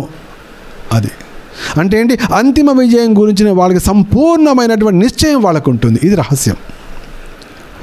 ఇది చెయ్యాలి, ఇది చెయ్యాలి, ఇది చెయ్యాలి, ఇది చెయ్యాలి అనడం వేరు, అది చాలా గొప్పది. ఎందుకంటే సామాన్య మానవుడికి అది కూడా ఉండదు. సపోజ్ ఇవాళ ఫలానా ఆఫీస్కి వెళ్తున్నా, ఫలానా ఆఫీస్లో పని కావాలి, వెళ్ళే వ్యక్తి ఎప్పుడు అనుకుంటాడు, అవుతుందో కాదో, అవుతుందో కాదో, అవుతుందో కాదో అనుకుంటాడు తప్ప ఇవాళ ఎట్టి పరిస్థితుల్లో పని అయి తీరుతుంది అనుకుని ఎవడు పోడు. ఇవాళ ఎట్టి పరిస్థితుల్లో పని అయిపోతుంది అని మాత్రం ఎవడు పోడు.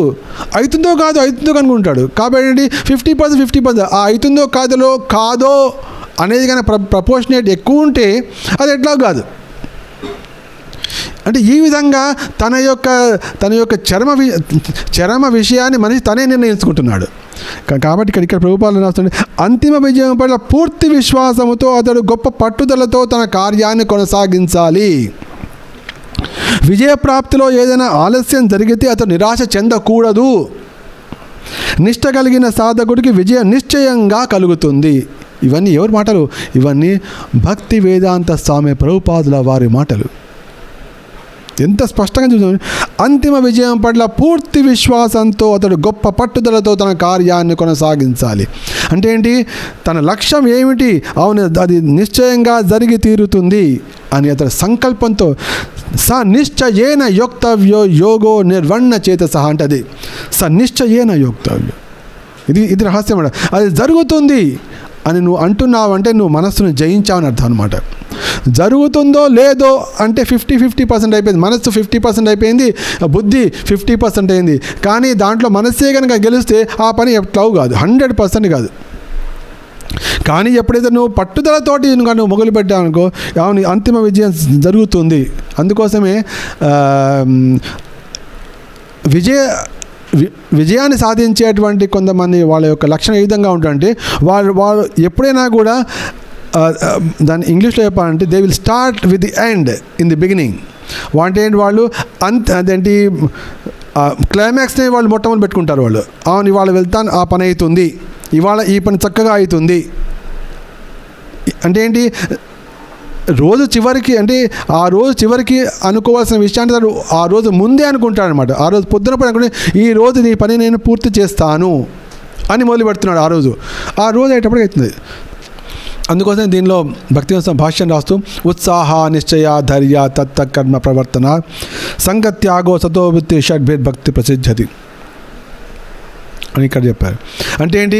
ప్రతి మనిషి యోగ సాధనలో కానీ కృష్ణ చైతన్య సాధనలో కానీ మనిషికి మొట్టమొదటి కాబట్టి ఉత్సాహము. దానికి ఉత్సాహం నాకు ఉంది లేదు, దాని గుర్తు ఏమిటి, దాని సూచన ఏమిటి, దాని చిహ్నం ఏమిటి అంటే ఎప్పుడైతే నేను కొత్త ప్రణాళికలు చేస్తున్నాను, కొత్త విషయాలు నేను అంటే చూడండి ఏంటి, నేను అందరికీ భగవద్గీత చెప్పాలనుకుంటున్నా అనుకుని మొట్టమొదటి ఏం చేసాం, ఒకటేమో పూర్వం ఒక చిన్న టేబుల్ ముందు కూర్చొని చెప్పేవాడిని. దాని తర్వాత నెక్స్ట్ వెనక బ్యాక్గ్రౌండ్, నెక్స్ట్ సీనరీ పట్టుకొచ్చాం, నెక్స్ట్ స్టెప్.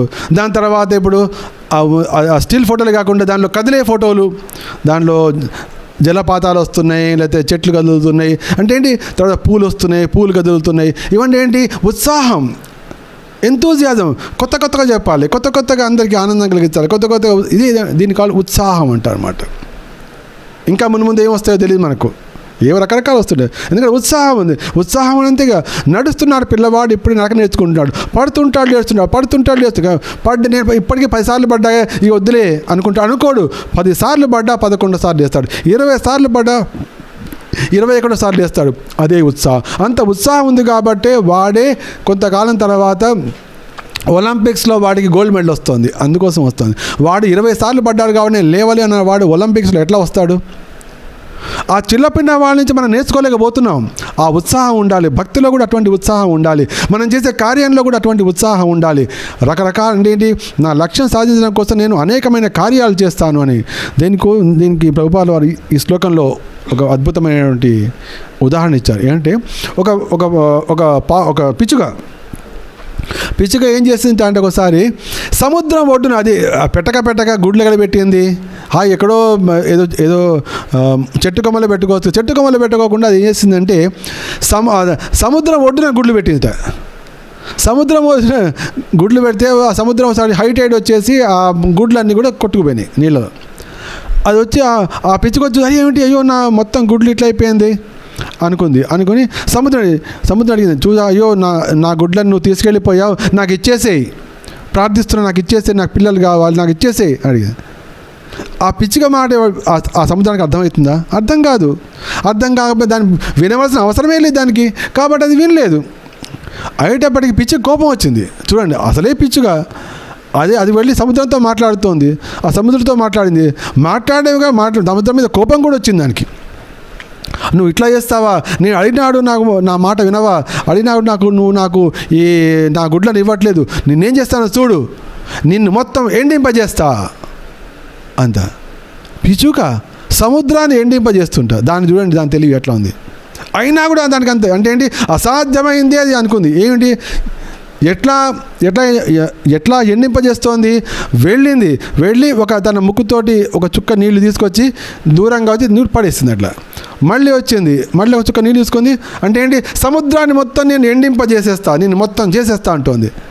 సముద్ర ఉన్నదే మొత్తం భూమి మీద 30% వంతు సముద్రమే ఉంది కదా, మరి భూమి మీద సముద్రాన్ని తీసి ఇంకోచో పెట్టా అంటే అంత స్థలం ఉండాలి కదా, దానికి అంత తెలియలేదు. కానీ నేను ఎండింపజేస్తా, అంత పెద్ద కార్యాన్ని తీసుకుంది. అది ఒక రోజు అయింది, 2 రోజులు అయింది, 3 అయింది, పోస్తుంది, కానీ ఏమైనా అవుతుంది, అది ఏమీ కాదు.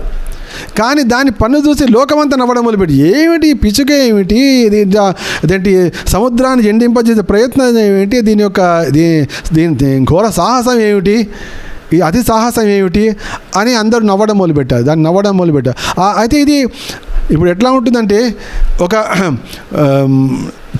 ఏనుగు కాలు కింద పడి చీమ చచ్చింది అంటే అది న్యూస్ కాదు, కానీ చీమ ఎక్కడం వల్ల ఏనుగు చచ్చింది అంటే న్యూస్. అది చీమ ఎక్కడం ద్వారా ఒక ఏనుగు చచ్చిపోయింది అంటే ఒక పెద్ద న్యూస్, అది పేపర్లో వస్తుంది, అంత ట్రాలింగ్ అని నడుస్తుంటాయి. అదేవిధంగా ఈ విధంగా ఒక పిచ్చుక ప్రపంచంలో ఇంతవరకు ఎప్పుడూ చేయని విధంగా ఒక పిచ్చుక సముద్రాన్ని ఎండింపజేసే ప్రయత్నం చేస్తోంది. చూడండి, నవ్వుతూ ఆ మాట ఎక్కడి దాకా వెళ్ళింది అంటే వైకుంఠం దాకా వెళ్ళింది. వైకుంఠం దాకా వెళితే అక్కడ గరుత్మంతుడు, ఈ విధంగా ఉందా అంటే, నా జాతికి సంబంధించినటువంటి ఒక పిచ్చుక, అంటే పక్షి జాతి, నా జాతికి చెందినటువంటి పిచ్చుక ఈ విధంగా ప్రయత్నం చేస్తుంది, అందరూ నవ్వుతున్నారా, నేను వెళ్ళి సహాయం చేస్తా ఇప్పుడు అని పరిగెత్తుకొచ్చింది. ఆ గరుత్మంతుడు పరిగెత్తుకుని వచ్చి చూసాడమ్మా, చూసే ఇట్లా అది ప్రయత్నిస్తూనే ఉంది, అది నీళ్ళు పోస్తూనే ఉంది, 2 రోజులు 3 రోజులు 10 రోజులు చేస్తూనే ఉంది. అది అప్పుడు దానికి జాలి కలిగింది, గరుత్మంతుడికి జాలి కలిగి సముద్రంతో చెప్పాడనమాట, ఇప్పుడు ఈ పిచ్చికాకు వచ్చిన గుడ్లు నువ్వు వెనక్కి ఇచ్చేయాల్సిందే, నువ్వు కనుక ఇవ్వకపోతే అది చేసే కార్యక్రమం నేనే చేస్తా, నేను మొత్తం ఎండింపజేస్తా అనేటప్పుడు సముద్రుడు వణికిపోయి వచ్చాడు. అక్కడికి వచ్చి దాని గుడ్లను దానికి చేస్తాడు. చూసారా, ఎప్పుడైతే విజయం అంటే అంతిమ విజయం పట్ల పూర్తి విశ్వాసం, అంటే ఏంటి, ఆ పిచ్చిగా విశ్వాసం ఉంది కదా, ఎండింపజేస్తాను అని చెప్పి విశ్వాసం వచ్చింది. దేనివల్ల వచ్చింది, దానికి ఏం లేదు, మనస్సును జయించింది అంతే. అది ఇంకేం చేయలే. ఆ పిచ్చిక సాధించింది ఏమిటి అంటే మనస్సును జయించింది అంతే. అది నా వల్ల అవుతుందా కదా అనుకోలేదు, నేను చేస్తా అనుకుంది అంతే. అది మనస్సును జయించింది. మనస్సును జయించగానే పరమాత్మ సమాహిత. కాబట్టి పరమాత్ముడు అందరి హృదయాల్లో కూడా ఉంటాడు. కాబట్టి ఆ గరుత్మంతుడు పరిగెత్తుకుంటూ వచ్చేస్తాడు. అదేవిధంగా మనం కూడా ఎప్పుడైతే అంతిమ విజయం పట్ల పూర్తి విశ్వాసం కలిగి ఉంటామో ఉండి తర్వాత గొప్ప పట్టుదలతో కార్యాన్ని కొనసాగించాలి. విజయప్రాప్తిలో ఏమైనా ఆలస్యం జరిగినప్పటికీ కూడా నిరాశ చెందకూడదు. అంతేకాకుండా మనం ఆ పట్టుదలతో ఉన్నాం కాబట్టి ఏ విధంగా అయితే వైకుంఠలోకం నుంచే గరుత్మంతుడు వచ్చే పిచ్చుకు సహాయం వైకుంఠలోకం నుంచే వస్తున్నప్పుడు అనేక దేశాల్లో విదేశాల్లో ఎక్కడో ఒక వ్యక్తి నీకు సహాయం చేయడానికి రాబోడా, వస్తాడు. నీకు ఆ లక్ష్యం ఉండదు, నేను ఈ కార్యాన్ని సాధించాలి. స్టీవ్ జాబ్స్ అనుకున్నాడు. స్టీవ్ జాబ్స్ ఏమనుకున్నాడు, అప్పటిదాకేమో కంప్యూటర్ అంటే ఒక పెద్ద రూమ్ అంత పెద్దగా ఉండేది. స్టీవ్ జాబ్స్ ఏమనుకున్నాడు, నేను ఒక పర్సనల్ కంప్యూటర్, కేవలం టేబుల్ మీద వచ్చేంత పర్సనల్ కంప్యూటర్ తయారు చేయాలి అనుకున్నాడు. అప్పుడు అది ఎవరు ఊహించలేరు అది. కానీ ఆ స్టీవ్ జాబ్స్ నాకు అది కావాలి, నేను ఆ విధంగా తయారు చేస్తాను అనుకున్నాడు. అది ఎవరు కూడా ఊహించలేని విషయం అది. కానీ అతడు ఒక వ్యక్తి ఊహించాడు. ఆ వ్యక్తి ఊహించాడు కాబట్టి ఆ వ్యక్తి సాధించగలిగాడు. ఇప్పుడు యాపిల్ కంపెనీ ఎట్లా ఉంది, అది మహోత్కృష్టం, చాలా మహోన్నతమైన కంపెనీ, చాలా పెద్ద కంపెనీ. ఎందుకు వచ్చింది, ఒక వ్యక్తి ఉన్నాడు. ఆ వ్యక్తి వెనక ఉన్న వ్యక్తి నిశ్చయేన యోక్తవ్యో యోగో నిర్వణ చేతస. అంతిమ విజయం గురించి చింత ఉండకూడదు. చింత ఉంది అంటే మనస్సు నిన్ను జయించింది. ఎప్పుడైతే నువ్వు మనస్సును జయిస్తావో అది ఎంతనే ఉండని. ధ్రువుడు అంతే కదా, నాకు తండ్రి కంటే తాత కంటే ముత్తాత కంటే పై స్థానం కావాలి. అది సాధ్యమా అసాధ్యమా నాకు అనవసరం. తండ్రి కంటే తాత కంటే ముత్తాత కంటే పై స్థానం. ముత్తాత ఎవరు, బ్రహ్మదేవుడికి పైన స్థానం లేని లేదు జగత్తులో. ఎందుకంటే బ్రహ్మలోకమే ఉన్నత లోకం, అంతకు మించిన లోకమే జగత్తులో లేదు. అయినా కూడా అతడు సంకల్పించాడు కాబట్టి, మనస్సుకు లోకబడలే కాబట్టి, మనస్సును జయించాడు కాబట్టి, దాంతో తపస్సు కూడా చేశాడు కాబట్టి భగవంతుడు ప్రత్యక్షమై అతనికి ధ్రువలోకాన్ని ఇచ్చాడు. అంటే అది బ్రహ్మలోకం కంటే కూడా ఉత్తమమైనది, ఉన్నతమైనది. అది అటువంటిది వచ్చింది. అంటే ఏంటి, సనిశ్చయేన యోక్తవ్యో యోగో నిర్వణ చేతసహ అంటది. అంటే అంత నిశ్చయాన్ని కలిగి ఉండాలి. ఎప్పుడే సాధ్యము, ఎప్పుడైతే మనస్సును జయిస్తామో అప్పుడే సాధ్యమవుతుంది. ఆ మనస్సును జయించిన వాడికి భగవంతుడే సాక్షాత్తుగా వచ్చి సహాయం చేస్తాడు. అయితే ఎవరినో ఒకటి పంపిస్తాడు. ఎవరినో చెప్పాక ఇప్పుడు స్టీవ్ జాబ్స్ ఉన్నాడు, తర్వాత ఎంతోమంది. మీకు కాంటే 100 ఎగ్జాంపుల్ చెప్తాను. ఇటువంటివి ఆ పట్టుదలే ఉండాలి. పట్టుదల కనుక ఉంటే, దాన్ని నిజంగా ఉంటే నిశ్చయంగా నెరవేరుతుంది. ఎందుకు నెరవేరుతుంది అంటే పరమాత్మ సమాహిత. ఆ రహస్యం తెలుసుకోవాలి. ఆ రహస్యం నిజంగా తెలుసుకున్నప్పుడే ఈ జగత్తులో మనం విజయాలు సాధించగలుగుతాం. కాబట్టి కంటేంటి, ఆ ఒక్కదాన్ని జయించడం ద్వారా మనం ఎంత అద్భుతంగా ఎవరు ఊహించలేనటువంటి విజయాలు మనం సాధించగలుగుతున్నాం. కానీ అది అంత సులభం కూడా కాదు, కానీ అది సులభమే కూడా. కాబట్టి దీన్ని మరి మనస్సును జయించడం ఒక్క రోజులో కాదు. ఇన్ని జన్మల నుంచి, ఇన్ని సంవత్సరాల నుంచి ఆ విధంగా మనసు అవుతుందో కాదో అని చెప్తున్నామని మనసుని ఒక్క క్షణంలో మార్చి అన్ని పని అవుతాయి అని ఎట్లా మనం అనుకోగలం? కాబట్టి కృష్ణ ఏమన్నా అంటే శనే ఉపరమేద్ బుద్ధ్యా దుతగృహీతయా ఆత్మసంస్థం మన కృత్వా నకించిదపి చింతయేద్. కాబట్టి పూర్తి నిశ్చయంతో బుద్ధి ద్వారా మనిషి క్రమక్రమంగా అంటే మెల్లమెల్లగా మనస్సును నిగ్రహించి ఆ సమాధిలో కావాలి. అంటే ఏంటి, మెల్లమెల్లగానే మనస్సును జయించాలి తప్ప ఒక్క క్షణంలో ఇట్లా సాధ్యం కాదు. అంటే ఏంటి, మనస్సును మిత్రునిగా మార్చుకోవాలి అనే విషయంలో కృష్ణుడు ఈ విధంగా యోగికి ఈ చెప్తున్నాడు. ఇక్కడ మనం కూడా అంతే. అంటే ఇది అవుతుందా కాదో అనే అలవాటును మెల్లమెల్లగా తొలగించుకుంటూ అవుతుందిలే మరి అవుతుంది కాదేమో అంటే కనీసం 10 సార్లు మనం అవుతుందిలే అన్న తర్వాత 10 సార్ల తర్వాత మరి కాదేమో అని మనసు ఒకసారి అన్నా పర్వాలేదు. ఎందుకంటే పూర్వం ఏంటి 50-50% అవుతుందో కాదో అంటే 50-50% అవుతుందిలే 5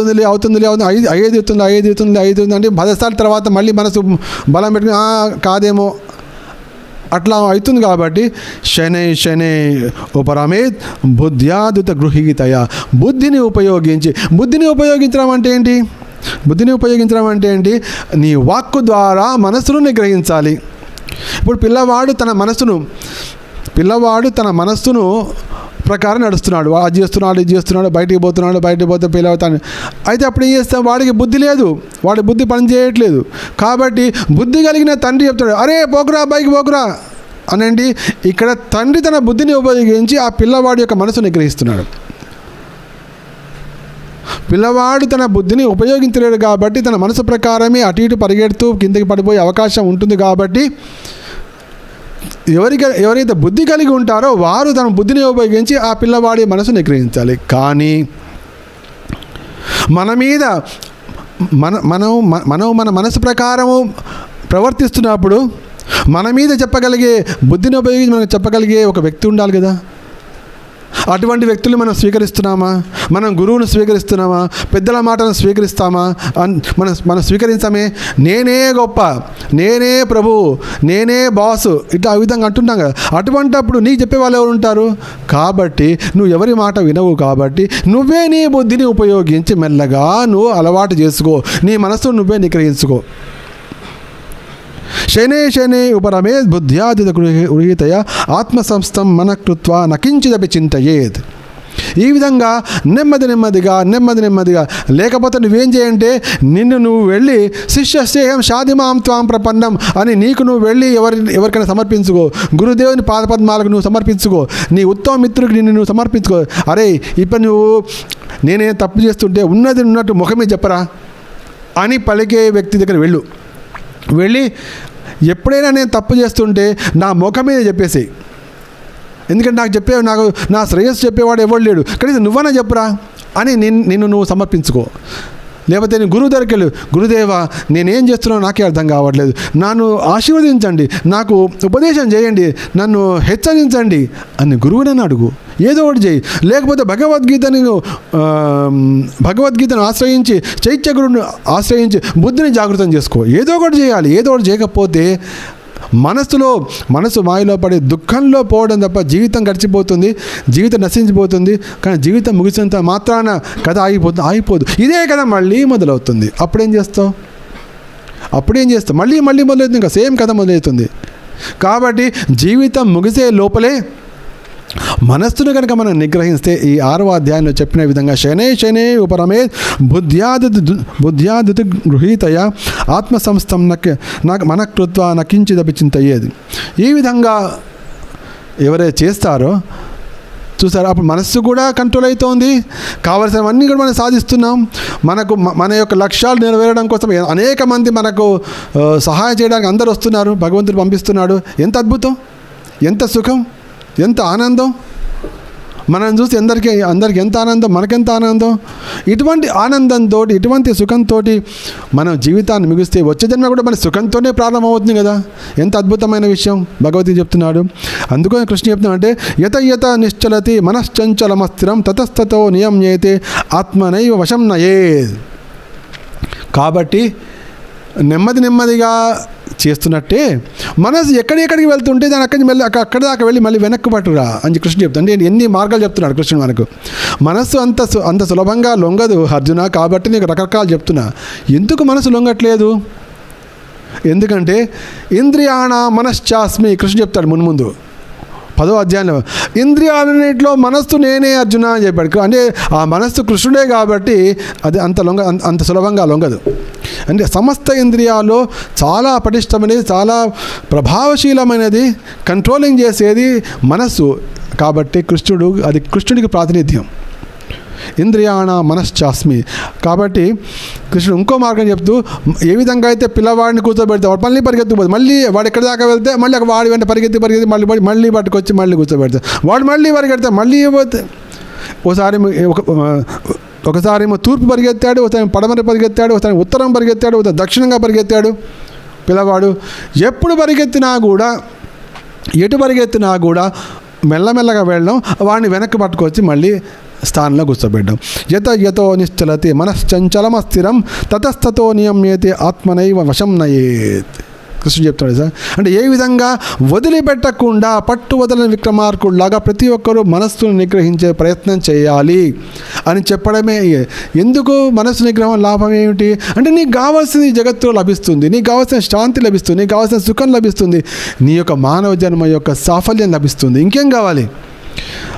మస్తం సామధిగచ్చతి, భగవద్ధామే లభిస్తుంది. అంతకంటే చూసావా, ఏదైతే నీకు కోరుతున్నావో ఆ కోరినవి లభించడానికి ఒకటే మార్గం ఉంది, అదేమంటే మనస్సును జయించడము. ఎప్పుడైతే మనం జయిస్తామో అదే విజయదశమి. మనస్సును జయించిన రోజే విజయదశమి. కాబట్టి ఆ రోజు ఎప్పుడు వస్తుందో, ఆ క్షణం ఎప్పుడు వస్తుందో అని చెప్పి మనము భావిస్తుండాలి. దీని కృష్ణ ఏమన్నా అంటే నిజంగా అటువంటి స్థితికి వెళ్ళగలిగిన వాడి సమస్తం అతడు పవిత్రుడై సమస్త కర్మఫలాన్ని బయటపడతాడు. ప్రశాంత మనసం హేనం యోగినం సుఖముత్తమం ఉపైత శాంత రజసం బ్రహ్మభూతమకల్మషం. అటువంటి వాడు గత కర్మ ఫలాల నుంచి అన్ని కూడా ముక్తుడైపోతున్నాడు. నిజంగా ఎవరైతే మనస్సును జయిస్తున్నాడో అతడు సమస్త గత కర్మ ఫలాలన్నింటి కూడా చేస్తాడు. అందరూ అంటుంటారు అంటే అంటే అంటే కొంతమంది ఏముంటారంటే మనం ప్రయత్నాలు చేస్తున్నామండి, కానీ మన కర్మలో రాసి లేదు, కర్మఫలంలో లేదు, అయినా కూడా అవుతుందా అని కొంత ప్రశ్నిస్తుంటారు. కొంతమంది ఏమో చాలా కష్టపడినట్టు అనిపిస్తుంది, కానీ వాళ్ళకేం ఫలితాలు లభించదు. కొంతమంది ఏమీ పని చేయనట్టు అనిపిస్తుంది, అయినా కూడా వారు అతి సులభంగా వాళ్ళు పొందినట్టు కనిపిస్తుంది. దీన్ని మనం ఎట్లా చెప్తాం అంటుంటారు వాళ్ళు. ఇటువంటి ప్రశ్నకు సమాధానం ఏమిటి? ఇటువంటి ప్రశ్నకు సమాధానం ఏమిటంటే కర్మఫలం మీదనే కర్మఫలాన్ని మాట్లాడే వాళ్ళకి నిజంగానే వాళ్ళ కర్మఫలం వాళ్ళని వెంటాడుతోంది. బుద్ధి కర్మానుసారిణి అనే పదం కూడా ఉంది, ఒక సామెత ఉంది. బుద్ధి కర్మానుసారిణి, నీ కర్మ ప్రకారమే నీ బుద్ధి పనిచేస్తుంది. నిజంగా నువ్వు కనుక సాధించవలసి ఉంటే అప్పుడు నీకు అనిపిస్తుంది నేను దీన్ని సాధించే తీరుతాను అని నీకు అనిపిస్తుంది. ఎప్పుడైతే నువ్వు సాధించలేవో నా కర్మఫలంలో లేదేమో, నా కర్మ ఇట్లా ఉందేమో అంటే నిజంగానే నువ్వు సాధించలేవు కాబట్టి ఇక్కడ అనిపిస్తుంది. అర్థమైంది ఇక్కడ. కాబట్టి కొంతమందికి మనకేంటి వాళ్ళు ఎటువంటి ఎక్కువ శ్రమ పడకుండానే సాధిస్తున్నట్టు అనిపిస్తుంది, కానీ అది విషయం కాదు. నువ్వేనా సాధించాలంటే నువ్వే కష్టపడి చెమటలు ఇట్లా అనుకోవాల్సిన అవసరం లేదు. నిజంగానే నీకు పటిమ కనుక ఉంటే, చేయాలని స్థిర సంకల్పం ఉంటే ఆ పని నీకు చేసి పెట్టే వాళ్ళే వచ్చేస్తారు. అప్పుడు నీకు అంత సులభంగా అయిపోతుంది. కానీ నువ్వు ఎప్పుడైతే ఇది కాదేమో అన్నప్పుడు నువ్వు ఎంత చెమటలు ఓడ్చినా కూడా ఆ పని కాదు. దాన్ని ఇంగ్లీష్లో అంటే హార్డ్ వర్క్ స్మార్ట్ వర్క్. చాలామంది ఉంటారు, చాలా కష్టపడి పని చేశానండి అయినా కాలేదు, కానీ ఒకడు నేను చాలా తెలివిగా పని చేశానండి చాలా సులభంగా అయిపోయింది. అది డిఫరెన్స్ అన్నమాట. కాబట్టి కర్మఫలము అనేది ఎవరైతే ప్రయత్నించారో వారి కర్మఫలం వెంటాడుతుంది, కానీ ఎవరైతే మనస్సును జయించారో వారి కర్మఫలం నశిస్తుంది. వారి కర్మఫలాల నుంచి ముక్తులు. గత కర్మ దాన్ని ఇక్కడ చెప్తూ ఉపైతి శాంతరజసం బ్రహ్మభూతమకల్మషం, అది కల్మషరహితుడు అంటే కర్మఫలాల నుంచి ముక్తుడు అవుతున్నాడు. దానివల్ల కలిగే ఫలితం ఏమిటి? దానివల్ల కలిగే ఫలితం కృష్ణుడు 2 శ్లోకాల్లో చెప్తున్నాడు. 2 ఫలితాలు కలుగుతున్నాయి. ఒకటేమో సుఖమశ్నుతి, అతడు సుఖాన్ని అనుభవిస్తున్నాడు. యుంజన్నేవం సదాత్మానం యోగే విగత కల్మషః సుఖేన బ్రహ్మ సంస్పర్శ అత్యంతం సుఖమశ్నుతే. ఎవరైతే ఆ విధంగా విగత కల్మషలో అవుతున్నాడు అంటే ఏంటి? తన మానసిక కల్పన నుంచి తన మానసిక కల్మషం నుంచి బయటపడి అంటే ఏంటి? మనస్సును జయిస్తున్నాడో అతడు సుఖేన బ్రహ్మ సంస్పర్శ అంటే బ్రహ్మ సంస్పర్శ అంటే ఏంటి? ఇక్కడ దాని ప్రభుపాలు రాస్తూ ఇక్కడ భగవంతుని దివ్యమైన ప్రేమయుత సేవలో మహోన్నతమైన పరిపూర్ణ సుఖస్థితిని అతడు పొందుతాడు. అంటే సమస్త భౌతిక సంపర్కానికి దూరమై అతడు బ్రహ్మ సంస్పర్శ అంటే ఏంటి? అతడు ఇక్కడ భగవంతుని దివ్య సేవ, భగవంతుని యొక్క దివ్య సేవ స్పర్శలోకి వస్తున్నాడు. అదే బ్రహ్మ సంస్పర్శ అంటే ఏంటి? ఎప్పుడైతే మనిషికి ఆ సమాధి స్థితి లభిస్తోందో అంటే యోగుల పాయింట్ ఆఫ్ వ్యూలో చూస్తే ఎప్పుడైతే మనిషికి అటువంటి మానసిక స్థితికి మనస్సుకు అతీతమైనటువంటి సమాధి లభిస్తుందో అంటే ఏంటి, అది బ్రహ్మ సంస్పర్శ, అంటే అద్భుతమైన సుఖభావన కలిగేటువంటి స్థితి లభిస్తుంది. ఇదే భక్తుల విషయంలో అనుకుంటే అటువంటి వ్యక్తికి 24 గంటలు కృష్ణుడి కోసం సేవ చేసేటువంటి అద్భుతమైనటువంటి అవకాశం లభిస్తుంది. 24/7 × 100 years అటువంటి అద్భుతమైన లభిస్తుంది. దాన్నే బ్రహ్మ సంస్పర్శ అంటే అద్భుతమైనటువంటి భగవంతుని యొక్క సేవా స్పర్శ. అంటే ఆ సేవ ద్వారా నువ్వు భగవంతుని స్పృశిస్తున్నావు, ఆ సేవ ద్వారా నువ్వు భగవంతుని స్పృశిస్తున్నావు. దాన్నే బ్రహ్మ సంస్పర్శ అంటే టచ్ ఇన్ ది కృష్ణ. శ్రీకృష్ణుడు టచ్ చేస్తున్నాడు. బ్రహ్మ సంస్పర్శ అంటే ఆ విధంగా అంటే శ్రీకృష్ణుని తలుచుకుంటేనే నీకు అంత హాయిగా ఉంది. మరి శ్రీకృష్ణుని స్పర్శిస్తే ఆ బ్రహ్మ సంస్పర్శ ద్వారా ఇంకెంత అద్భుతంగా ఉంటుంది. అంటే ఆ విధమైన మానసిక స్థితికి అతీతంగా ఉన్నటువంటి ఆ స్థితిలో ఆ భగవత్ సేవా భావం ఉందో, భగవత్ సేవ ఏది ఉందో, ఆ భగవత్ సేవ స్పర్శ ఏమనిపిస్తుంది అంటే అది భగవత్ స్పర్శ లాగా అనిపిస్తుంది. దాన్నే భగవంతుడు కూడా బ్రహ్మ సంస్పర్శ అన్నాడు. ఎవరికైతే అటువంటి బ్రహ్మ సంస్పర్శ అంటే ఏంటి, ఆ సేవని భగవత్ స్పర్శగా చూస్తున్నాడో అటువంటి వ్యక్తికి భగవద్ దర్శనం ప్రతి చోట కలుగుతుంది అని చెప్తూ కృష్ణ ఏమంటున్నా అంటే సర్వభూత సమాత్మానం సర్వభూతాని చాత్మని ఈక్షతే యోగయుక్తాత్మ సర్వత్ర సమదర్శన. అటువంటి భగవత్ సేవా భాగ్యాన్ని పొంది ఆ భగవత్ సేవా భాగ్యాన్ని బ్రహ్మ సంస్పర్శగా భగవత్ స్పర్శగా భావిస్తున్నటువంటి ధన్యాత్ముడికి సర్వత్రా భగవద్ దర్శనం జరుగుతోంది అని కృష్ణ చెప్తున్నాడు. ఈక్షతే యోగయుక్తాత్మ సర్వత్ర సమదర్శన. అతడు అటువంటి యోగి, అటువంటి భక్తుడు శ్రీకృష్ణుని నిజమైన యోగి నన్ను సకల జీవులలోనూ అలాగే నాలో ప్రతి జీవుడిని చూస్తాడు. ఆత్మదర్శి అయిన వాడు దేవదేవుడని నన్ను నిజానికి సర్వత్రా దర్శిస్తాడు. అంటే ఏంటి, అటువంటి బ్రహ్మ సంస్పర్శ కలిగినటువంటి అటువంటి భగవత్ సేవా భాగ్యం ద్వారా భగవత్ స్పర్శను పొందినటువంటి వ్యక్తి కృష్ణుల్లోనే సమస్త జీవులను చూస్తున్నాడు. అదేవిధంగా ప్రతి జీవుల్లోనూ కృష్ణుని చూస్తున్నాడు. కాబట్టి అతడు సర్వత్రా భగవద్ దర్శనం కలుగుతున్నాడు. అంటే ఏంటి, భగవత్ సేవలో ఎవరైతే భగవద్ దర్శనం చేస్తున్నాడో అతడికి భగవద్ దర్శనం సర్వత్రా లభిస్తుంది. ఎంతటి అద్భుతం, పరమాద్భుతం, ఊహించలేని అద్భుతం.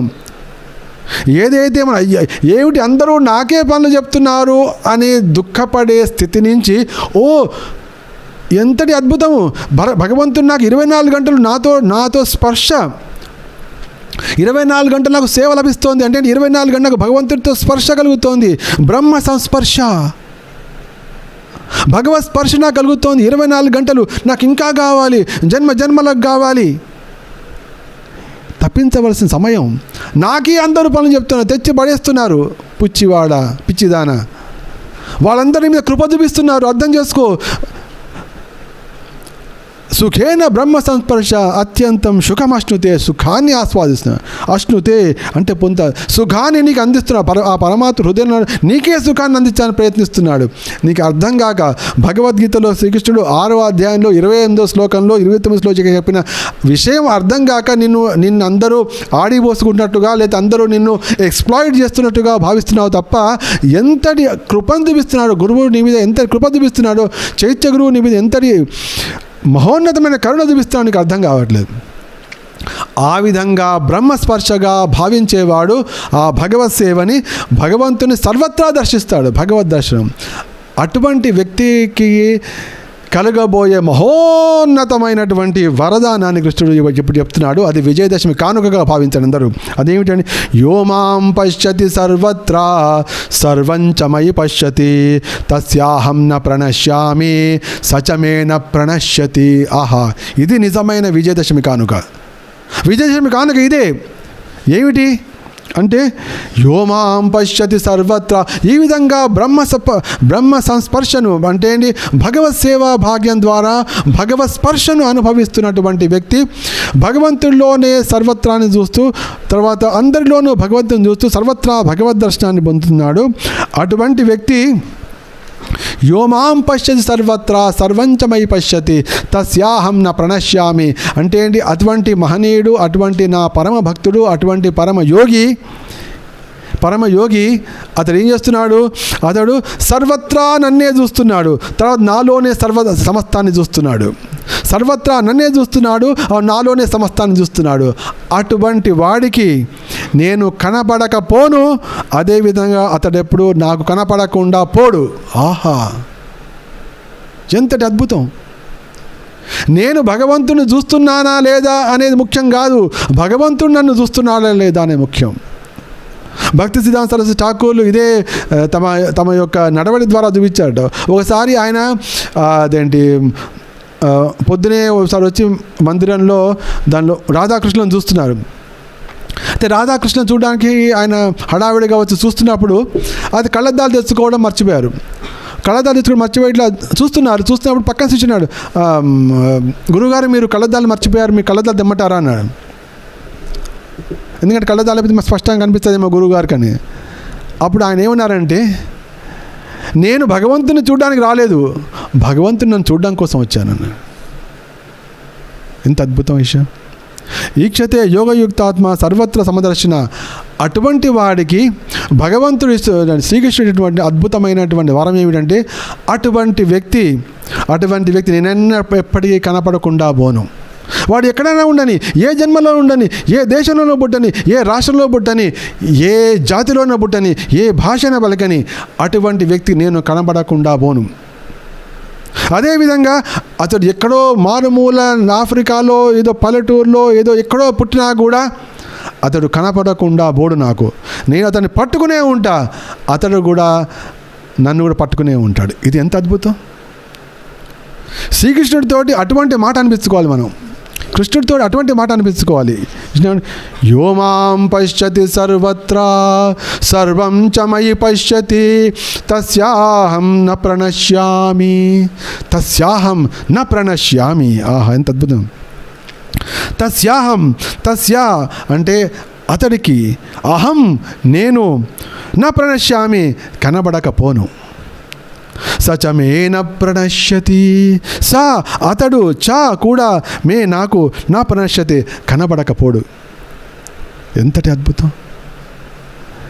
మన కృష్ణ చైతన్యం రావడానికి 40 ఏళ్ళు పట్టిందండి. సమయం రాగానే బయటకు వస్తాడు. సచమేన ప్రణశ్యతి. ఎంతటి అద్భుతం! ఇదంతా ఎక్కడి నుంచి లభిస్తోంది? ఎందువల్ల లభిస్తోంది? కేవలం ఒకే ఒక కార్యం ద్వారా ఏమైనా లభిస్తోంది. ఏమిటి? మనోజయము. కేవలం మనస్సును జయించడం ద్వారా ఎంతటి అద్భుతమైన కార్యం జరుగుతోంది. ఈ జగత్తులో మనం సమస్తాన్ని సాధించగలుగుతున్నాం. ఈ జగత్తులో మనం సుఖంగా ఉండగలుగుతున్నాం. ఈ జగత్తులో ప్రశాంతంగా ఉండగలుగుతున్నాం. ఈ జగత్తులో ప్రేమగా ఉండగలుగుతున్నాం. అంతేకాకుండా కృష్ణుడిని ప్రతి క్షణం చూడగలుగుతున్నాం. అంతేకాకుండా ఏ జన్మలో అయినా కృష్ణుడు మనను చూడకుండా ఉండనటువంటి స్థితికి రాబోతున్నాం. శ్రీకృష్ణుడుగా మనం చూడకుండా ఉండలేని స్థితికి రాబోతున్నాం. ఆహా, ఎంతటి అద్భుతం! మనని ఇంతటి అద్భుతమైనటువంటి బంగారు గని లేదా బంగారు కొండ దగ్గరికి పోకుండా ఆపుతున్నది ఏమిటి? కేవలం మనస్సు. ఈ కేవలం మనస్సును జయించడం ద్వారా మనం బంగారు కొండ దగ్గరికి పోతున్నాం. ఇంకా బంగారు గని అంటే బంగారు గని లోపల మొత్తం ఆ బంగారం అనేది మొత్తం ఆ మట్టిలో ఒక ఖనిజంలాగా ఉండొచ్చు. కానీ బంగారం కొండ అంటే బంగారంతో తయారై ఉంది, రెడీమేడ్, ఇంక తవ్వ కూడా అక్కర్లే. అటువంటి బంగారు కొండను పొందడానికి మనకు అడ్డుపడుతుంది ఏమిటి? కేవలం మనస్సు. ఆ మనస్సును జయించడం కోసమే కృష్ణుడు ఈ 6వ అధ్యాయం చెప్పాడు. దానివల్ల అద్భుతమైన ఎంతటి అద్భుతంగా చెప్తున్నాడంటే, తస్యాహం న ప్రణశ్యామి సచమేన ప్రణశ్యతి. ఆహా, అటువంటి వ్యక్తి, అటువంటి వాడికి నేను కనబడకపోను. అంటే ఏదో ఒక రోజు కనబడి తీరుతా. అంటే ఏంటి? విస్మృత కంఠాభరణం అంటే ఏంటి? అంటే మనం కంఠాభరణం ఆల్రెడీ మనం కంఠాభరణం ఆ కంఠంలో ధరించేటువంటి ఆభరణం ఉంది, కానీ ధరించామని చెప్పి మర్చిపోయాం. ధరించామనే విషయం మర్చిపోయో ఎక్కడ పెట్టాను, నా నగ ఎక్కడో పెట్టాను వెతుకుతున్నావు. అందరూ ఏమంటే నేను నగ ఎక్కడో పెట్టాను అట్లాగా వాళ్ళు కూడా నాకు జ్ఞానాన్ని కలిగించకుండా వాళ్ళు కూడా నాతో పాటు వెతుకుతున్నాడు. ఏమిటి అందరూ కలిసి వెతుకుతున్నారు, ఏమిటి వెతుకుతున్నారంటే నా మెడలో పెట్టిన నెక్లెస్ పోయిందండి, అందరం కలిసి అందరూ వెతున్నారు. ఇంతలో ఒక పెద్ద మనిషి వచ్చాడు, ఏమిటి మీరందరూ హడావిడిగా ఉన్నారు అంటే విస్మృత కంఠాభరణం అండి, అంటే కంఠాభరణం పోయింది. ఎవరి కంఠాభరణం? ఈవిడిదండి. మరి ఆవిడ మెడలో ఉన్నది ఏమిటి? కంఠాభరణం అండి, దీనికోసం వెతున్నాం. అదే విస్మృత కంఠాభరణం. నీ దగ్గరే ఉంది, నీ దగ్గరే ఉంది, కానీ నువ్వు దానికోసం వెతున్నావు. ఏమిటి? నీ దగ్గరే ఉంది మార్గం సుఖాన్ని పొందడానికి, నీ దగ్గరే ఉంది శాంతి పొందడానికి, నీ దగ్గరే ఉంది సమస్త లక్ష్యాన్ని సాధించడానికి, నీ దగ్గరే ఉంది భగవంతుని యొక్క సంస్పర్శ, బ్రహ్మ సంస్పర్శ పొందడానికి, నీ దగ్గరే ఉంది భగవంతుని సర్వత్రా చూడడానికి, నీ దగ్గరే ఉంది భగవంతుడిని సర్వదా చూడకుండా నువ్వు భగవంతుని కనిపించకుండా అంటే కనబడకుండా ఉండబోవడానికి మార్గం నీ దగ్గరే ఉంది. కానీ నువ్వు మర్చిపోయి ఏదైతే నీ మరపు కారణమవుతుందో అటువంటి మనసును పట్టుకున్నావు. ఎప్పుడైతే నువ్వు మనసును జయించావో సర్వత్రము ఇదే. ఎంత అద్భుతం, పరమాద్భుతం. ఇదే మన ఈనాటి విజయదశమి సందేశం, విజయదశమి కానుక ఇదే. ఎప్పుడైతే మనం దీన్ని సాధిస్తామో అప్పుడు సర్వత్రా విజయం. ప్రతిరోజు అప్పుడు మనకు విజయదశమి. ఇంతటి అద్భుతమైనటువంటి భగవద్గీత, ఇది మనకి ఇంతటి అద్భుతమైనటువంటి జ్ఞానాన్ని ప్రసాదించేది ఏమిటి? ఇటువంటి అద్భుతమైన ప్రసాదిస్తున్నది భగవద్గీత. అది కూడా భగవద్గీత యథాతథం. ప్రభుపాదుల వారు ఇంతటి అద్భుతంగా దాన్ని రాయడం ద్వారా ఇట్లా అరటిపండు ఒలిచి దాన్ని గుజ్జు చేసి అరటిపండు ఒలిచి ఇవ్వడం కాదు, గుజ్జు చేసి నోట్లో పెడుతున్నారు. ఇంకా మనం దాన్ని నవలకపోతే, మింగకపోతే, అరిగించకపోతే మనల్ని ఎవరు కాపాడుతారు? అయితే మీ అందరికీ కూడా సులభం కావాలని చెప్పి భక్తివేదాంత బుక్ ట్రస్ట్ వారు దాన్ని సరళ భాషలో కూడా అందించారు. హాయిగా చదువుకోవడానికి, హాయిగా మాట్లాడుకోవడానికి, హాయిగా డైరెక్ట్గా ప్రభుపాదుల వారే మీతో పలుకుతున్నట్టుగా ఉండడం కోసం సరళ భాషలో కూడా అందించండి. దీని ద్వారా ఎంతటి ఉన్నతమైన స్థితికి వెళ్తామంటే తస్యాహం న ప్రణశ్యామి సచమే న ప్రణశ్యతి అంటే ఆ విధంగా నేనెన్నటికీ కనపడకుండా పోను, అదేవిధంగా అతడు కూడా నా కనపడకుండా పోడు. అంత అద్భుతమైన స్థితిని ఈ జన్మలోనే మనం సాధించగలం కేవలం భగవద్గీత ద్వారా, ప్రభుపాదుల వారి భగవద్గీత ద్వారా. కాబట్టి ఈ విజయదశమి రోజు నాడు ఒక తీవ్రమైన నిర్ణయాన్ని చేసుకోండి. జీవితం మొత్తం ఏ విధంగా విజయాలతో నిండిపోతుంది, ఏ విధంగా నిండాలి అనే సంకల్పం చేసుకోండి. అప్పుడు మీరు నిశ్చయంగా మీరు ముందుకు సాగలరు, మీ లక్ష్యాన్ని సాధిస్తారు, సుఖంగా ఉంటారు, శాంతిగా ఉంటారు, శాంతిని పంచుతారు. శుభం విజయోస్తు. శ్రీల ప్రభుపాద की जय, भगवद्गीता यथातथं की जय, गौर ब्रह्मानंदे हरि बोल. విజయ పదమున సాగుదా గీత జ్ఞానము పంచుదా జగద్గురుడగు కృష్ణ వాక్యము యథాతథముగా స్వీకరిద్దా. నిజ జీవితంలో యథాతథముగా స్వీకరిద్దా.